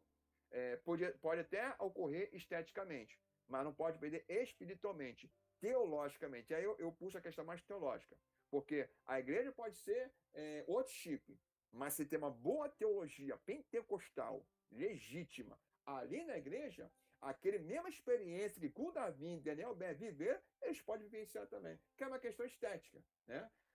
Agora, tem igrejas que realmente atuais também que abusam da questão estética e são feias. Desculpa falar botar isso, né? Mas, enfim. Desculpa, tem igrejas também que misericórdia. Parece que não tem senso crítico e fica feia a estética também ali. E aí estou falando tratando de outro tipo, igreja antiga também, enfim. Mas é a questão teológica. Enquanto não enfatizar uma boa teologia, a igreja vai continuar assim, aí estou falando de forma geral, vai continuar assim, fraca conhecimento, fraca disso. Né? Por que os coaches ganham o espaço? Uma teologia fraca. Se valorizasse os nossos teólogos, aí, pegando o gancho com a pregação da pastora Ana Raquel, se valorizasse os mestres, eu acredito que o pentecostalismo estaria em outro patamar, na minha modesta opinião. Até voltando para o que você falou ali, né, sobre o assembleano, é o apelido de crente de IBGE, né, o cara que vai para a igreja, mas não sabe nada da igreja, né, igual católico de IBGE, né. Mas eu achei interessante porque, no caso, isso é importante, né, por exemplo, eu sou reformado, mas eu também concordo com o senhor que a gente deve manter a nossa teologia de tradição, né, a mídia, né, no caso, eu digo a mídia brasileira, pelo menos, né, ela acaba colocando que o pentecostal ele é, entre aspas, burro, né? Por conta justamente daquele preconceito que você falou, né? Que é o cara que é pobre, é negro, no caso, né? Vem de periferia, então ele não consegue ter um acesso. Um cara da igreja batista, por exemplo, consegue ter. Cara, entende? Eu espero que o Brasil consiga superar, né? O Brasil e a igreja brasileira também consigam superar essa questão. Exatamente. E assim, o Souza, para deixar bem claro aqui, não sou o anti-reformado, pelo amor de Deus. Já preguei em igrejas reformadas, tenho amigos, irmãos de Cristo reformados, tá? Inclusive no meu mestrado tenho 2 irmãos em Cristo, um é presbiteriano e o outro presbiteriano só é membro, mas o outro é pastor numa igreja congregacional em São Lourenço, reformados. Então, tenho outros amigos também reformados. Eu tive, inclusive, olha como é que são as coisas. Uma Assembleia de Deus que eu congreguei durante a década de 90, o pastor Alves de Lima, já dorme do Senhor, ele veio de uma igreja presbiteriana, então ele era um calvinista, né? Sendo que ele não ficava calvinizando, vou dizer assim, o pessoal ali. Era uma opinião pessoal dele. Então eu tive um pastor calvinista, mas que não ia ficar entrando nessas tretas, digamos assim, né? Da década de 90 nem tinha redes sociais, né? Essa questão de calvinismo, arminianismo, ele respeitava, era a opinião dele. Ele respeitava muito a Assembleia de Deus. Respeitava muito, não ficava entrando. Ele sabia que a Assembleia tinha um posicionamento diferente, mas ele ficava dele. Né? Na questão de escatologia, não. Ele era dispensa mesmo, até roxo, diria assim, né? Mas, então, assim, quando eu falo essa questão, eu estou falando o seguinte, irmãos, como eu falei, né? Eu estou falando mestrado da PUC, então tem que ler. Tem obras aí do Haxin, enfim, de outros teólogos católicos. Claro que eu leio obras reformadas, Catson, o próprio Hernandes Dias Lopes, Augusto Nicodemo, Paulo da Madureira. Eu leio de tudo, tá, irmãos? O que eu estou falando é o seguinte, é que o meu pentecostal, estou falando dentro do contexto que eu estou vivendo, é que muitos pentecostais acham que os pentecostais não produzem teologia. É nisso que eu estou falando, tá? Um exemplo, eu citei aqui Gutierrez Siqueira. Há muitos assembleanos que não conhecem Gutierrez. Deveriam conhecer. Deveriam conhecer o Gutierrez. Não conhece. E o Gutierrez era ali para a CPAD. Toma Nelson Brasil, Mundo Cristão. Tem uma título aí que eu não lembro. Tem assembleanos, não falo assembleano, meu pentecostal não conhece o Gutierrez. Tem assembleanos que não conhecem o pastor César Moisés, que lançou uma sistemática, uma excelente sistemática, né, pela Toma Nelson Brasil. E olha que César Moisés já foi comediante do CPAD, mas tem assembleano que não conhece. E o César Moisés não é um pastor desconhecido, tem pessoas que não conhecem. Então, que para eles só é reformado. Eu estou falando isso porque eu já cansei de ouvir isso, de pastores assembleanos, né? Que para eles teologia só é meio reformado, né? Só é reformado. Então, é essa crítica que eu faço, de haver teólogos pentecostais produzindo obras de qualidade, né? Obras de qualidade de alto nível, e muitas vezes as pessoas acham que não dá espaço para ele só reformado. Né? Se Hernandes Dias falar alguma coisa, ele segue isso. Né? No caso de Hernandes Dias Lopes, eu nunca ouvi falar dele ser antiético com nenhuma igreja. Né? Eu vejo que a postura dele é muito mais ética. Mas eu falo assim, um exemplo. Se um assembleano quer fortalecer seu pressuposto escatológico, nós temos algo para isso. Mas daí o assembleano, por não ficar preso reformado, então isso para ele só é reformado que é a prática de escatologia. É nisso que eu estou falando. Né? Então, ou não é só teologia, a mesma coisa. Então, assim, é nessa questão que eu estou falando. E o pentecostalismo tem boa teologia, mas os próprios pentecostais não valorizam isso. É nesse dia que eu estou falando. Por isso que eu faço essa crítica. Né? Porque não valorizam seus mestres. Não valorizam seus teólogos. Porque ele acha que o quintal do vizinho é melhor, como diria um termo popular. Ou seja, é achar que os pentecostais não têm isso. E tem pentecostais com excelente exposição bíblica, teológica, tem sim. Tá? Tem vários pentecostais. Alguns talvez não tenham uma mídia muito grande, uma mídia pequena, mais de suas redes sociais, mas está aí trabalhando. Está aí trabalhando para a edificação como de Cristo, no seu pressuposto hermenêutico pentecostal. Mas, infelizmente, fica aí. Então, essa minha crítica não é assistir. Quem sou eu para falar isso? Né? Como falei, eu já li várias obras reformadas, muitas delas eu tenho. Inclusive, meu segundo livro, né, que no momento é indisponível da editora Reflexão, Reforma Protestante Pentecostalismo, A Conexão de Cinco Solas e a Teologia Pentecostal, foi o livro mais vendido para a editora Reflexão, né? A própria Reflexão colocou em destaque aí essas vendas na época. Muitas obras que eu usei com referência bibliográfica, quem tem esta obra pode dar conferir, foram obras reformadas. Então, eu sei o que eu estou falando. Eu estou falando que pentecostal que não valoriza a sua teologia, por achar que a teologia pentecostal só está restrita apenas à experiência, e muitas vezes experiências bizarras, né? Não. A experiência que nós cremos, existe uma base teológica, existe uma base hermenêutica, existe uma lógica, razão, o pressuposto. Por quê? Tudo tem um arcabouço teológico. Cabe agora procurar. Ah, mas no Google só aparece isso. Ora, o Google só oferece a você naquilo que você busca. Né? Então, é nesse sentido que eu estou falando. Essa crítica que eu faço aos pentecostais, que começa a valorizar a sua teologia, a sua história. E claro, irmãos, gente, é ruim ouvir Hernandes Dias Lopes? É ótimo. Na minha modesta opinião, é o maior pregador do Brasil. É ele. O maior pregador do Brasil é ele. Esboço bem um texto bíblico, uma boa exegese? Sim. Mas o que o meu pentecostal está precisando é fortalecer a sua identidade teológica. E a identidade teológica, irmãos, quem vai tratar são os próprios pentecostais. Não é Hernandes Dias Lopes, não é Augusto Nicodemo, não é o João das Madureira, Frank Ferreira, e assim vai. Tem que ser os próprios pentecostais, porque senão vai ficar descaracterizado.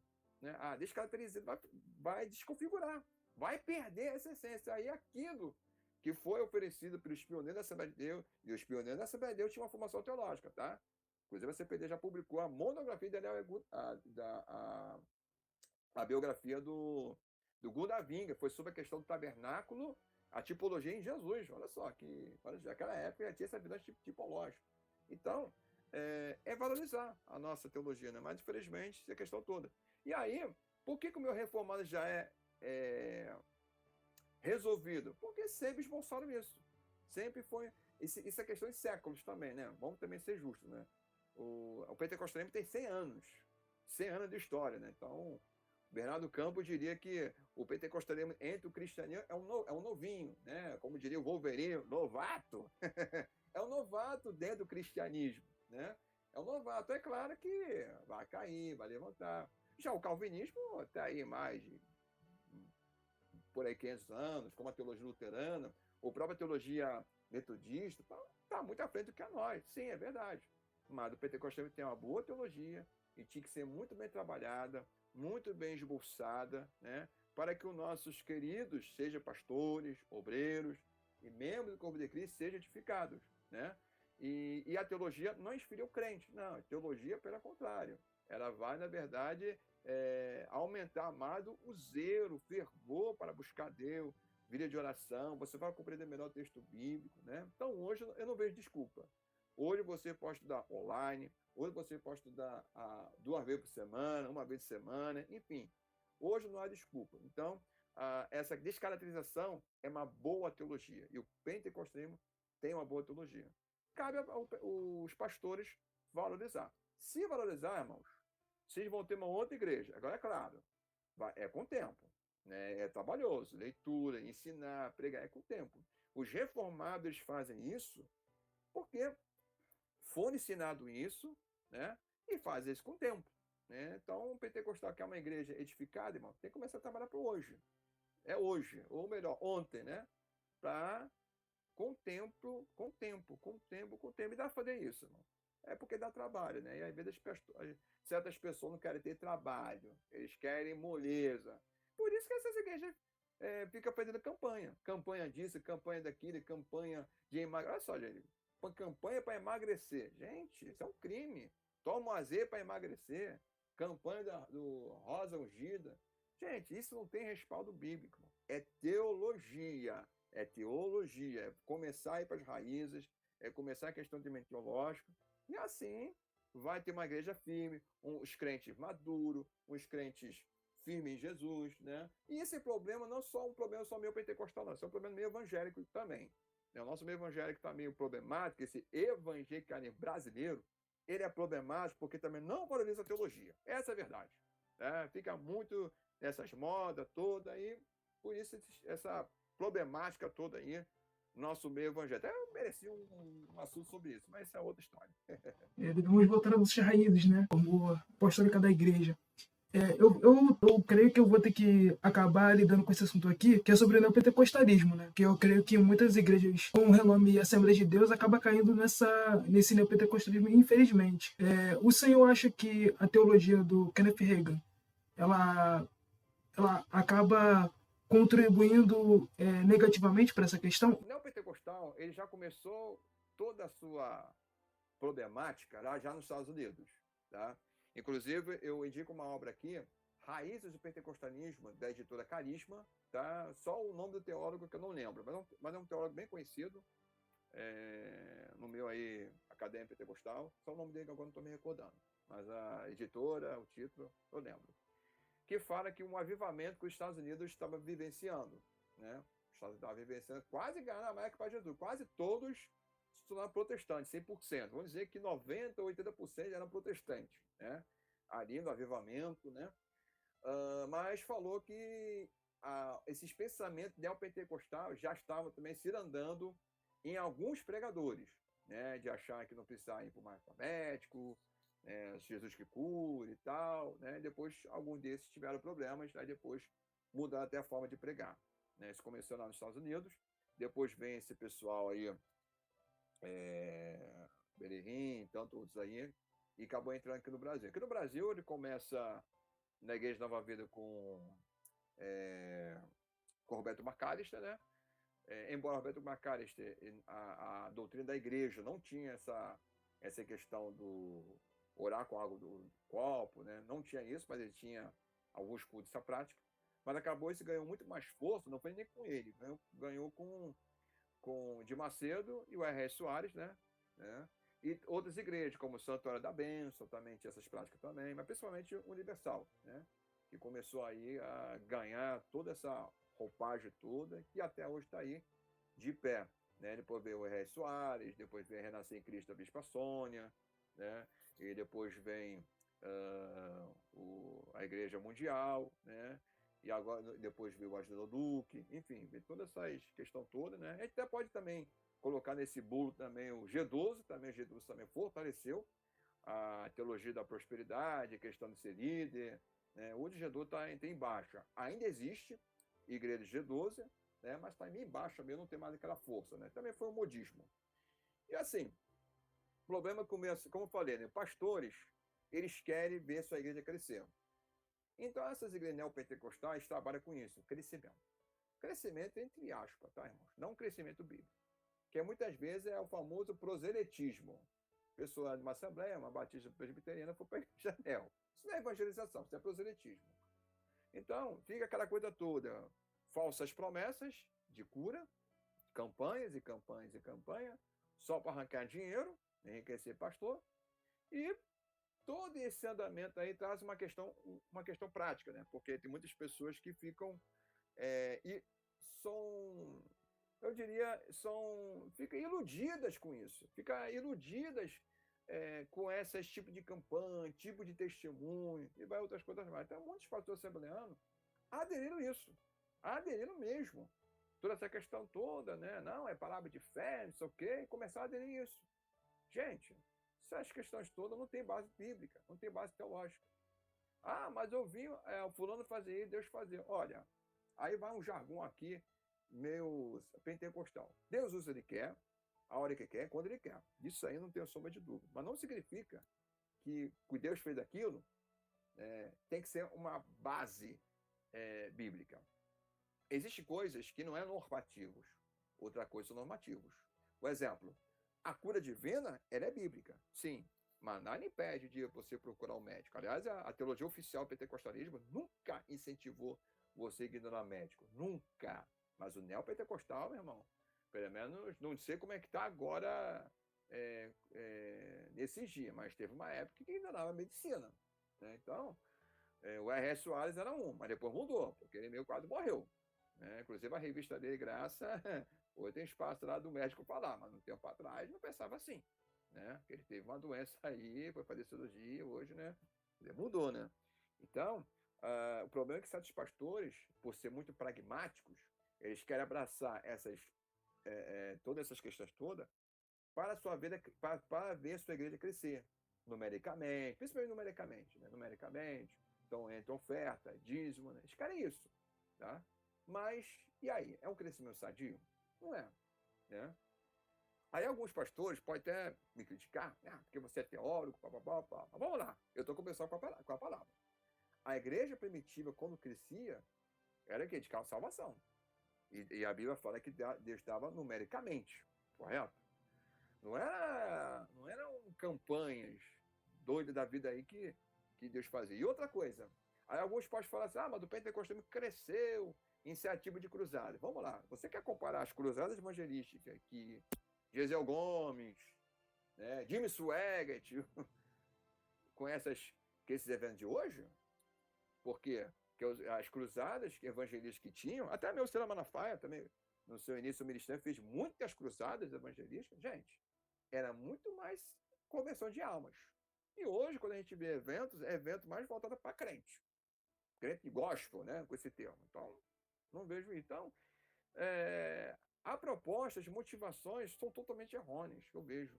São fora do propósito de Deus. Não tem aquele propósito, não, vamos ganhar pessoas para Cristo. Não tem. O negócio é atrair crente, principalmente crente que tem dinheiro. A verdade é essa. Então, o neopentecostal, ele tem essa proposta de falsas promessas, um mundo ilusório, né, que a teologia da prosperidade é puramente ilusão. As pessoas se iludem, as pessoas fazem lá, entre aspas, sacrifícios, né? E quando vai ver, não acontece nada. E aí, ainda falo, não aconteceu porque você não teve fé suficiente. Não aconteceu porque eu tenho pecado. Olha só que argumento mais malicioso, maldoso, ao meu ver. Não. Na verdade, é uma teologia falsa. E muitos pentecostais abraçam isso porque querem ter um crescimento rápido. Eles não querem ter trabalho discipulado, não querem ter trabalho do evangelismo, não querem. Eles querem um crescimento rápido. O G12 fez isso. Você fazer isso, fazer, a sua igreja vai crescer. Muita gente abraçou o G12 por causa disso. Né? Quando vai ver, na verdade, trouxe mais divisão do que crescimento. E o neopentecostal está aí. O neopentecostal, ele sujou a imagem não só do pentecostal, ele sujou a imagem dos evangélicos, de forma geral. Né? Porque hoje o pastor neopentecostal é visto com o quê? O cara que só pensa em dinheiro, aí um pastor que é honesto e não pensa nisso. Aí a sociedade olha ele como o quê? Um pastor desonesto, um pastor que aproveita dos fiéis, um pastor que manipula o pobre, o leigo. São essas expressões, colocações que a sociedade olha para o pastor, mas por causa do neopentecostal. Por exemplo, sobre a questão de parte espiritual, né, vamos dizer assim, né? Por exemplo, um pastor diz que viu Jesus, por exemplo, sendo que biblicamente a gente sabe que a pessoa vai olhar tipo assim, poxa, se aquele cara ali que fala que é pentecostal, né, não é pentecostal no caso, ele acredita nisso, então tipo o sensacionismo como sensacionismo, né, de não crer em nada, em nenhum tipo de milagre possível.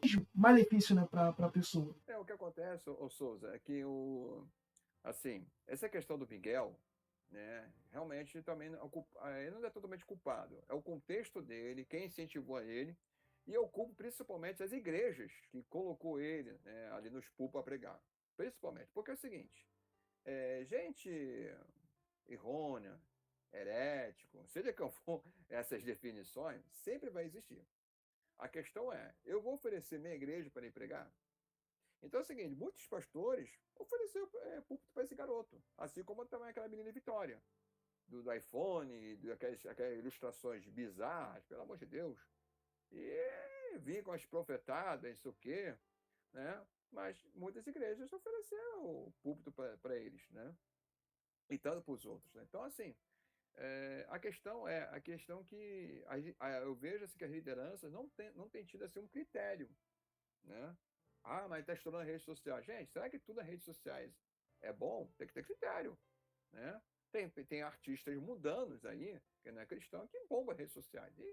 E não é por causa disso que eu vou dizer que é a glória de Deus. Glória de Deus é coisa nenhuma. né? A pessoa pode dar bombando para ter um bom talento, pode ser, e aí, na minha modesta opinião, pode ter o próprio diabo tá dando toda aquela fama para aquela pessoa, que eu creio que o diabo tem que dar fama para essas pessoas também, mas não é de Deus.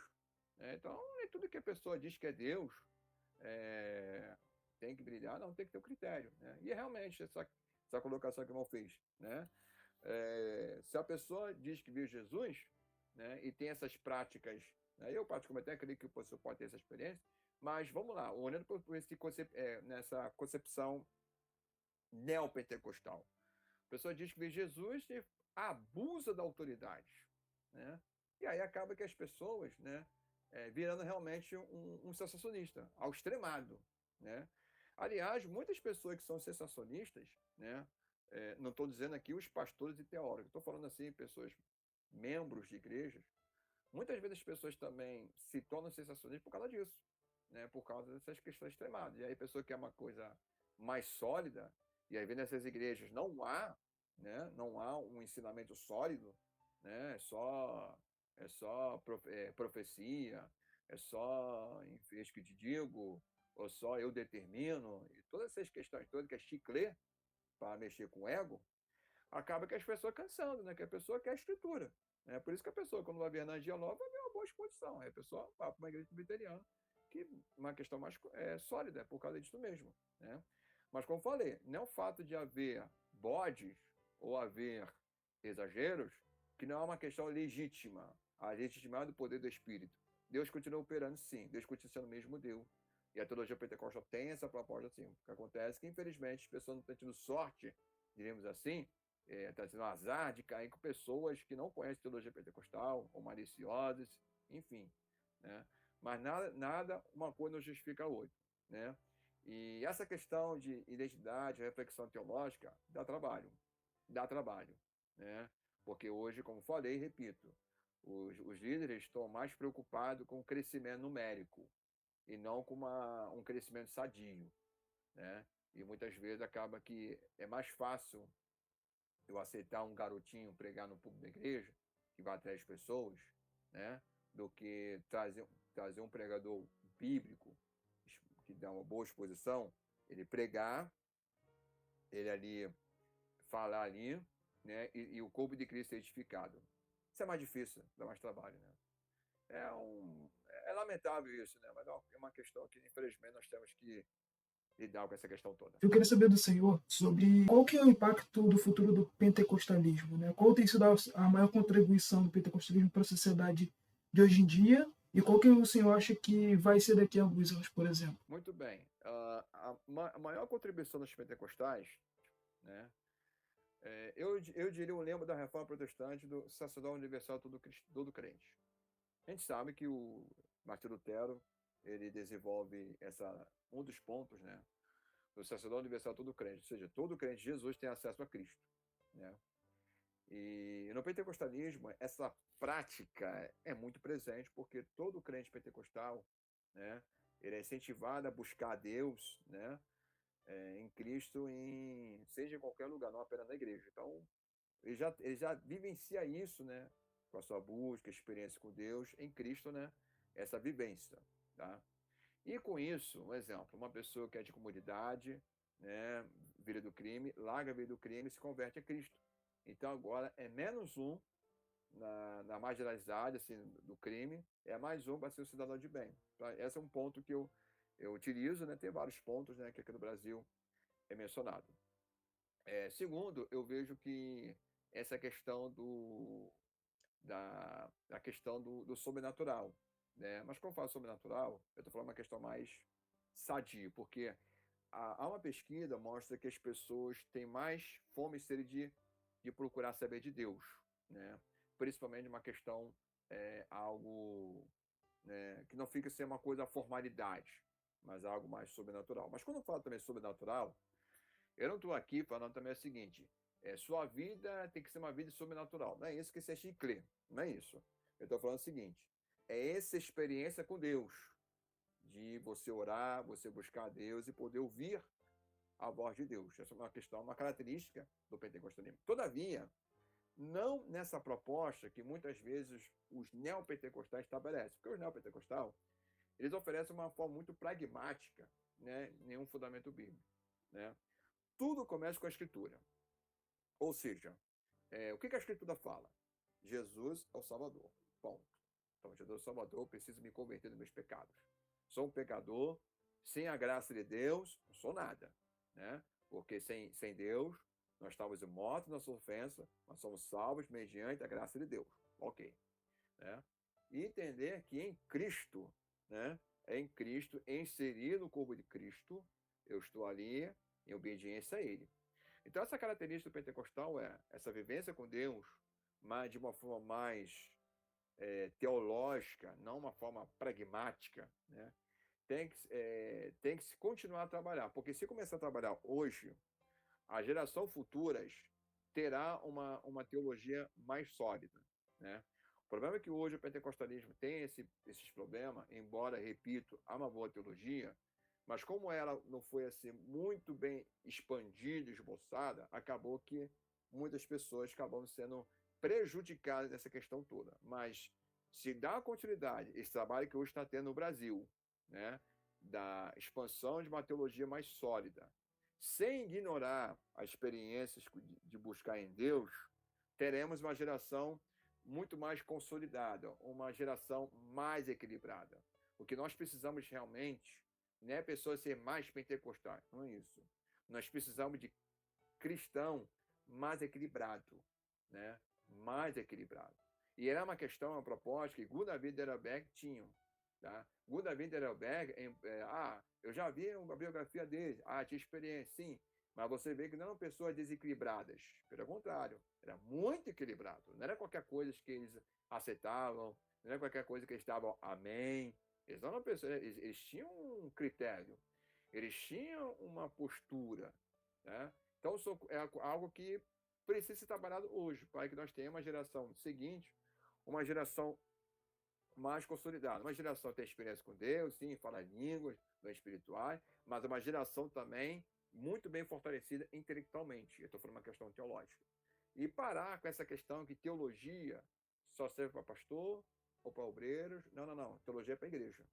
Eu costumo dizer, o Souza, eu sempre falo isso, seja na sala de aula, uma conversa, e aqui estou falando nesse podcast, é o seguinte, a teologia ela é a única ciência que fala a língua da igreja. Ela é a única ciência que fala a língua da igreja. O advogado é muito bem-vindo em nossas igrejas.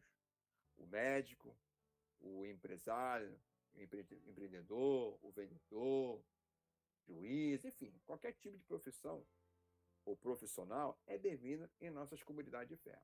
Mas quem fala a nossa língua é a teologia. Então, a teologia ela tem que ser valorizada. Tá? No pentecostalismo houve um avanço, né? Eu dou aula desde 2006. Tá?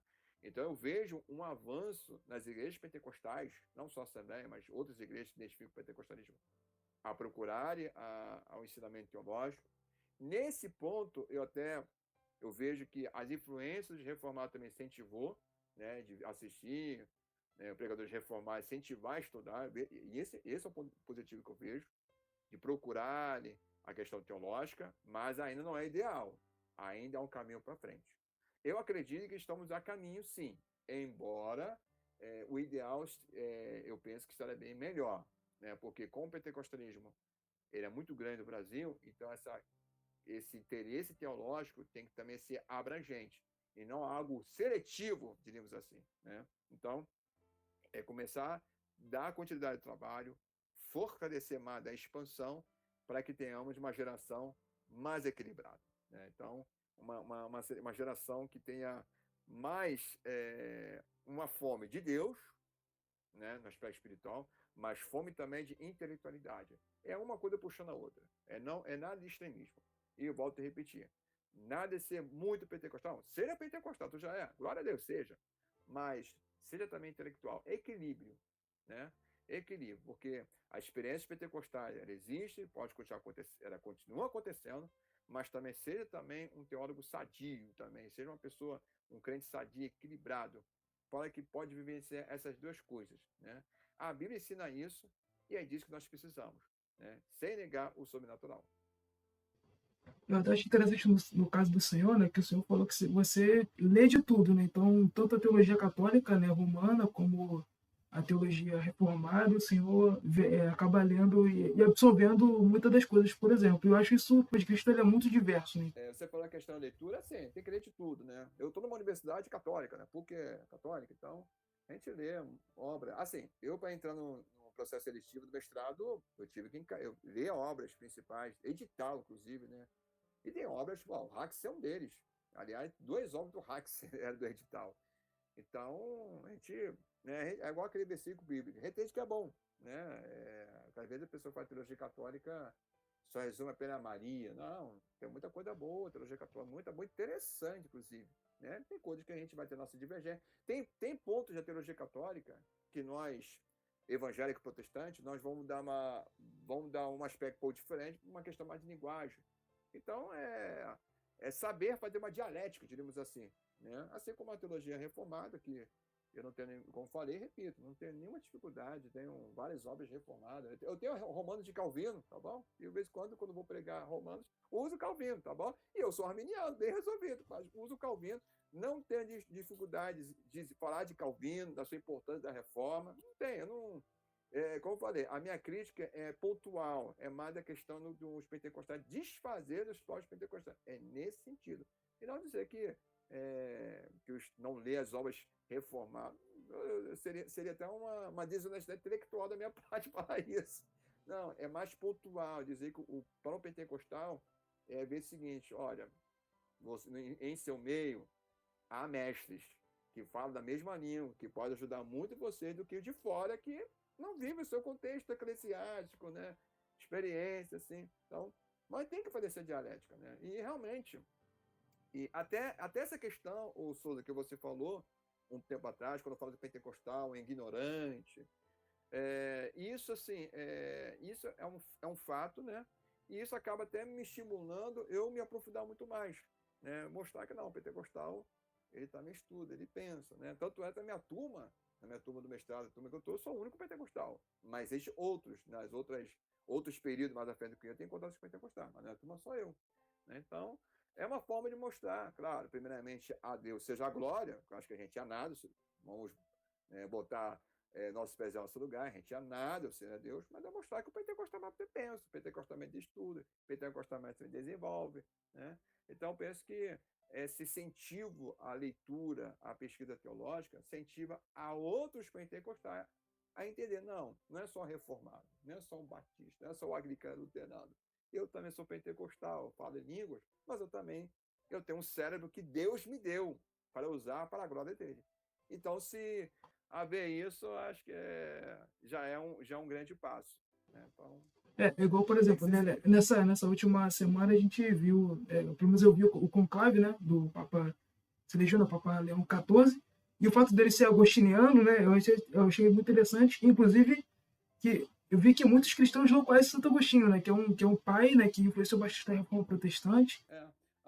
Assim, até a proposta do batismo protestante é diferente da proposta do batismo do católico. É uma diferença. Sim, sim, com É uma certeza. diferença. Então, às vezes, a pessoa, a igreja é exceção, o queijo católico, não, mas existe uma teologia.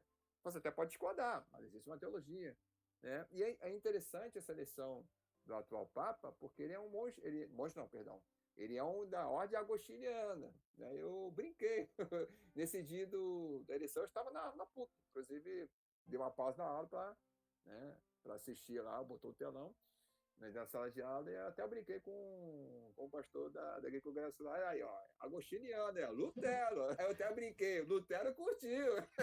Então, quer dizer, então, assim, eu acho que é uma questão. Mas até essa questão dessa dialética, né, dialogar assim, com leitura ajuda. Agora, quando nossos irmãos, às vezes, têm uma leitura muito assim, limitada, né, mais só meio assim, só leitura meio evangélica, dizer assim, impede realmente fazer essa dialética, né? Então é respeitar eles, né? Mas ali, na boa, né? E vamos ver esse papado, né? Mas o problema é que o nosso meio evangélico já começa a construir teoria da conspiração. Aí só Jesus. Aí rapaz que é apocalipse. Ai, meu Deus do céu. Realmente, o meu evangelho tem essa dificuldade mesmo. Tem essa dificuldade. dialogar, já começa a dizer que é a marca da besta, e fica falando tanta bobagem, né, sabe? Sem nexo, enfim. E o interessante é que é o seguinte, o Papa anterior, Papa Francisco, ele tinha um ótimo diálogo com os evangélicos, principalmente pentecostais. Sim, Né? inclusive isso. Tem 3 episódios que ele teve um ótimo diálogo pentecostal. Teve aquele episódio no Brasil, aqui no Rio, né, na sua jornada, que ele orou o Pai Nosso junto com o pastor assembleano. Não me lembro agora qual foi a comunidade, agora de cabeça. Segundo, tinha um pastor da Itália, pentecostal, não é assembleano não, mas de uma igreja pentecostal, que o Papa Francisco tinha uma ótima relação, também tinha uma amizade, né? Porque os pentecostais da Itália sofreram uma perseguição com os católicos. Então o Papa Francisco, né, na sua liderança, pediu perdão em nome da Igreja Católica, tudo isso aí, e fizeram um laço de amizades, né? Ali, não lembro agora o nome do pastor pentecostal ali da Itália. E terceiro foi com o Abner Ferreira, quando teve aquele reunião, ele chamou o Abner para o Abner representar ali os pentecostais, tratar dessa questão do problema climático. Né? E o Abner, no seu discurso, ali foi excelente, usando a escritura, mostrando que, né, a terra deu para nós, para a gente cuidar, coisa assim, foi muito bem apresentado. Mas também que aqui no Brasil as pessoas criticam o Abner dizendo que ele está debaixo da batida do Papa. Tal. Não. Na verdade, o Abner, bispo Abner Ferreira, ele foi educado, né? Como você pode ser educado com qualquer pessoa ali. Ele discursou, né, ali a escritura, a questão fora da natureza, que Deus. Ele foi bem bíblico ali, né? E ali cuidar da natureza. E o Papa Francisco, ele lançou um documento, essa questão da casa, a chamada Casa Comum, que é todo mundo cuidando da natureza. E é um problema disso. Isso é também teologia. Né? Eu não preciso concordar com a Igreja Católica, mas essa é uma realidade que eu tenho que conscientizar. Mas enfim. O senhor acha que no caso, sobre essa questão de Assembleia de Deus e a Igreja Católica, você acha que hoje em dia a gente está mais, vamos dizer assim, não aproximado no caso, né? Porque eu ainda considero a Igreja Católica bem problemática, mas digo assim, de uma certa forma, um ecumenismo em certo sentido? Bom, se for sentido a palavra seguindo o Concílio Vaticano II, né? Porque o que é o Vaticano II? É a questão do ecumenismo. Na verdade, o ecumenismo ali, Vaticano II, foi vamos dizer o seguinte, uma imitação do ecumenismo dos evangélicos, né, que fizeram no passado. Que os evangélicos começou essa palavra ecumenismo, que é para a questão da obra missionária e trabalho social. Né? Não lembro agora qual foi o pai da missões moderna, que desenvolveu essa questão do ecumenismo. Depois do Concílio Vaticano, que desenvolveu essa questão do Concílio. Então, o que seria esse ecumenismo? Cada um da sua tradição tratar de um assunto comum, mas dentro da sua perspectiva. Não é fazer proselitismo, não é nada disso. Então, o ecumenismo religioso, ele tem essa proposta. É o texto original do Concílio Vaticano II. Então, no caso ali, entre o que aconteceu para o Francisco e o bispo Paulo Ferreira, ali foi um momento ecumênico, sim, nesse sentido. Bom, nós temos nossas diferenças, ok.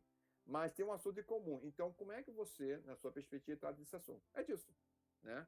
É diferente quando a gente faz um tipo de ecumenismo e diz o seguinte, todo caminho leva a Deus. Então, cada um... Não, aí esse ecumenismo é meio problemático. Mas o ecumenismo do Concílio Vaticano II, que foi proposto, não é esse de, os evangélicos têm que estar debaixo da autoridade do Papa. Não é. Não é. O documento diz o seguinte, eles têm a perspectiva deste teológico, no caso nós, evangélicos protestantes, então, se ajuntar para falar de algo em comum, né? Seja uma questão teológica ou um problema, vão tratar esse assunto, como é que a gente trata? Em cada uma das suas diferenças. Nesse sentido, eu não vejo problema nenhum. Porque se está falando de problemas, como o exemplo do clima, realmente temos que trabalhar. Né? Agora, quando fala a questão de rebaixar, vale papada, aí não dá, porque nós saímos do catolicismo, tem a questão da reforma, então não faz sentido. Agora, um assunto em comum, eu acho isso muito necessário, né? Porque para que até haja assuntos comuns.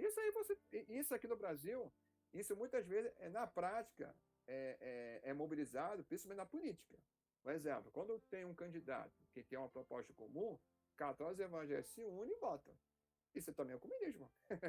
Isso também é comunismo. Não no sentido assim, sem ter do lado. Mas na prática é um ecumenismo, na prática.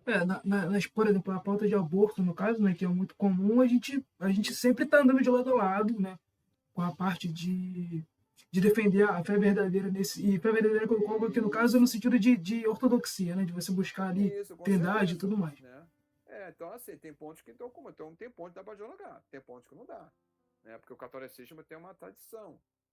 Nós também temos uma tradição, mas uma tradição um pouco diferente deles, né? Então, ali no caso Abner, foi um momento ecumênico, mas não no sentido assim de rebaixar ao Papa, não. É o sentido seguinte: ele, um protestante, um evangélico pastor, falando de um assunto de problema comum. E ali, como é que a perspectiva que vai encarar esse problema? Ele deu uma resposta da Escritura. Né? Então, ele, em casa, representou. Agora, esse ecumenismo, por exemplo, que algumas pessoas gostam de pregar aqui no Brasil, né? Ali com o Abel não aconteceu isso. Né? Mas agora aqui no Brasil tem uns certos pensadores evangélicos que realmente têm essa visão ecumênica, né? Todo caminho leva a Deus. Para eles não existe heresia. Aí esse aí, para mim, é problema. Né? Porque existe heresia, existe questões problemáticas hermenêutico, sim. Né? Aí junta até mesmo com outras religiões que não bate com aquilo que a gente crê. Não. O ecumenismo vamos tratar de alguns estudos. E outra coisa, ecumenismo é mais entre cristão, porque quando é religião não cristã, aí o católico usa o termo diálogo interreligioso. Esse é o termo correto, diálogo interreligioso, quer dizer, nem ecumenismo. Né? Ecumenismo é com tradição cristã, no caso, com os católicos com os protestantes. Esse seria o termo correto. Mas a mídia, né, como sempre, faz toda essa lambança toda, enfim, a mídia fala o serviço entre aspas, né? Que é na verdade um desserviço. Chegamos ao fim do episódio. Queria falar aqui, desejar muito obrigado ao pastor, né, que participou, né? Espero que o pessoal que seja pentecostal, seja reformado ou de outra tradição, entenda a história da igreja pentecostal, né? Ver que é muito mais isso do que o pessoal coloca, né? E a palavra final aí do pastor, no caso. Souza, primeiramente quero agradecer a Deus por essa oportunidade que Deus assim nos concede, ao nosso Deus soberano, eterno, maravilhoso, que nos concedeu essa oportunidade de realizar esse podcast de bate-papo, né? Nos conhecemos há pouco tempo e agora Deus deu essa oportunidade. Espero que esse podcast traga informações, esclarecimento, ao mesmo tempo reflexão e também, e acima de tudo, que Deus seja glorificado e que a sua vida seja edificada, né? Abençoada sobre a sua vida, né? O direito de concordar, discordar, enfim, mas acima de tudo trazer edificação do corpo de Cristo, porque o Senhor Deus ele confiou a nós para edificar a igreja do Senhor, para a edificação do corpo de Cristo. Então, espero que esse podcast tenha sido uma bênção para a sua vida. Muito obrigado a todos. Quem quiser me seguir nas redes sociais, @Edildson Fontes, vou soletrar, EDIUDSON Fontes, lá no Instagram. Me acompanha lá para ver meus artigos, lives, até mesmo esse podcast, tanto outros trabalhos que nós realizamos para a glória do nosso Deus.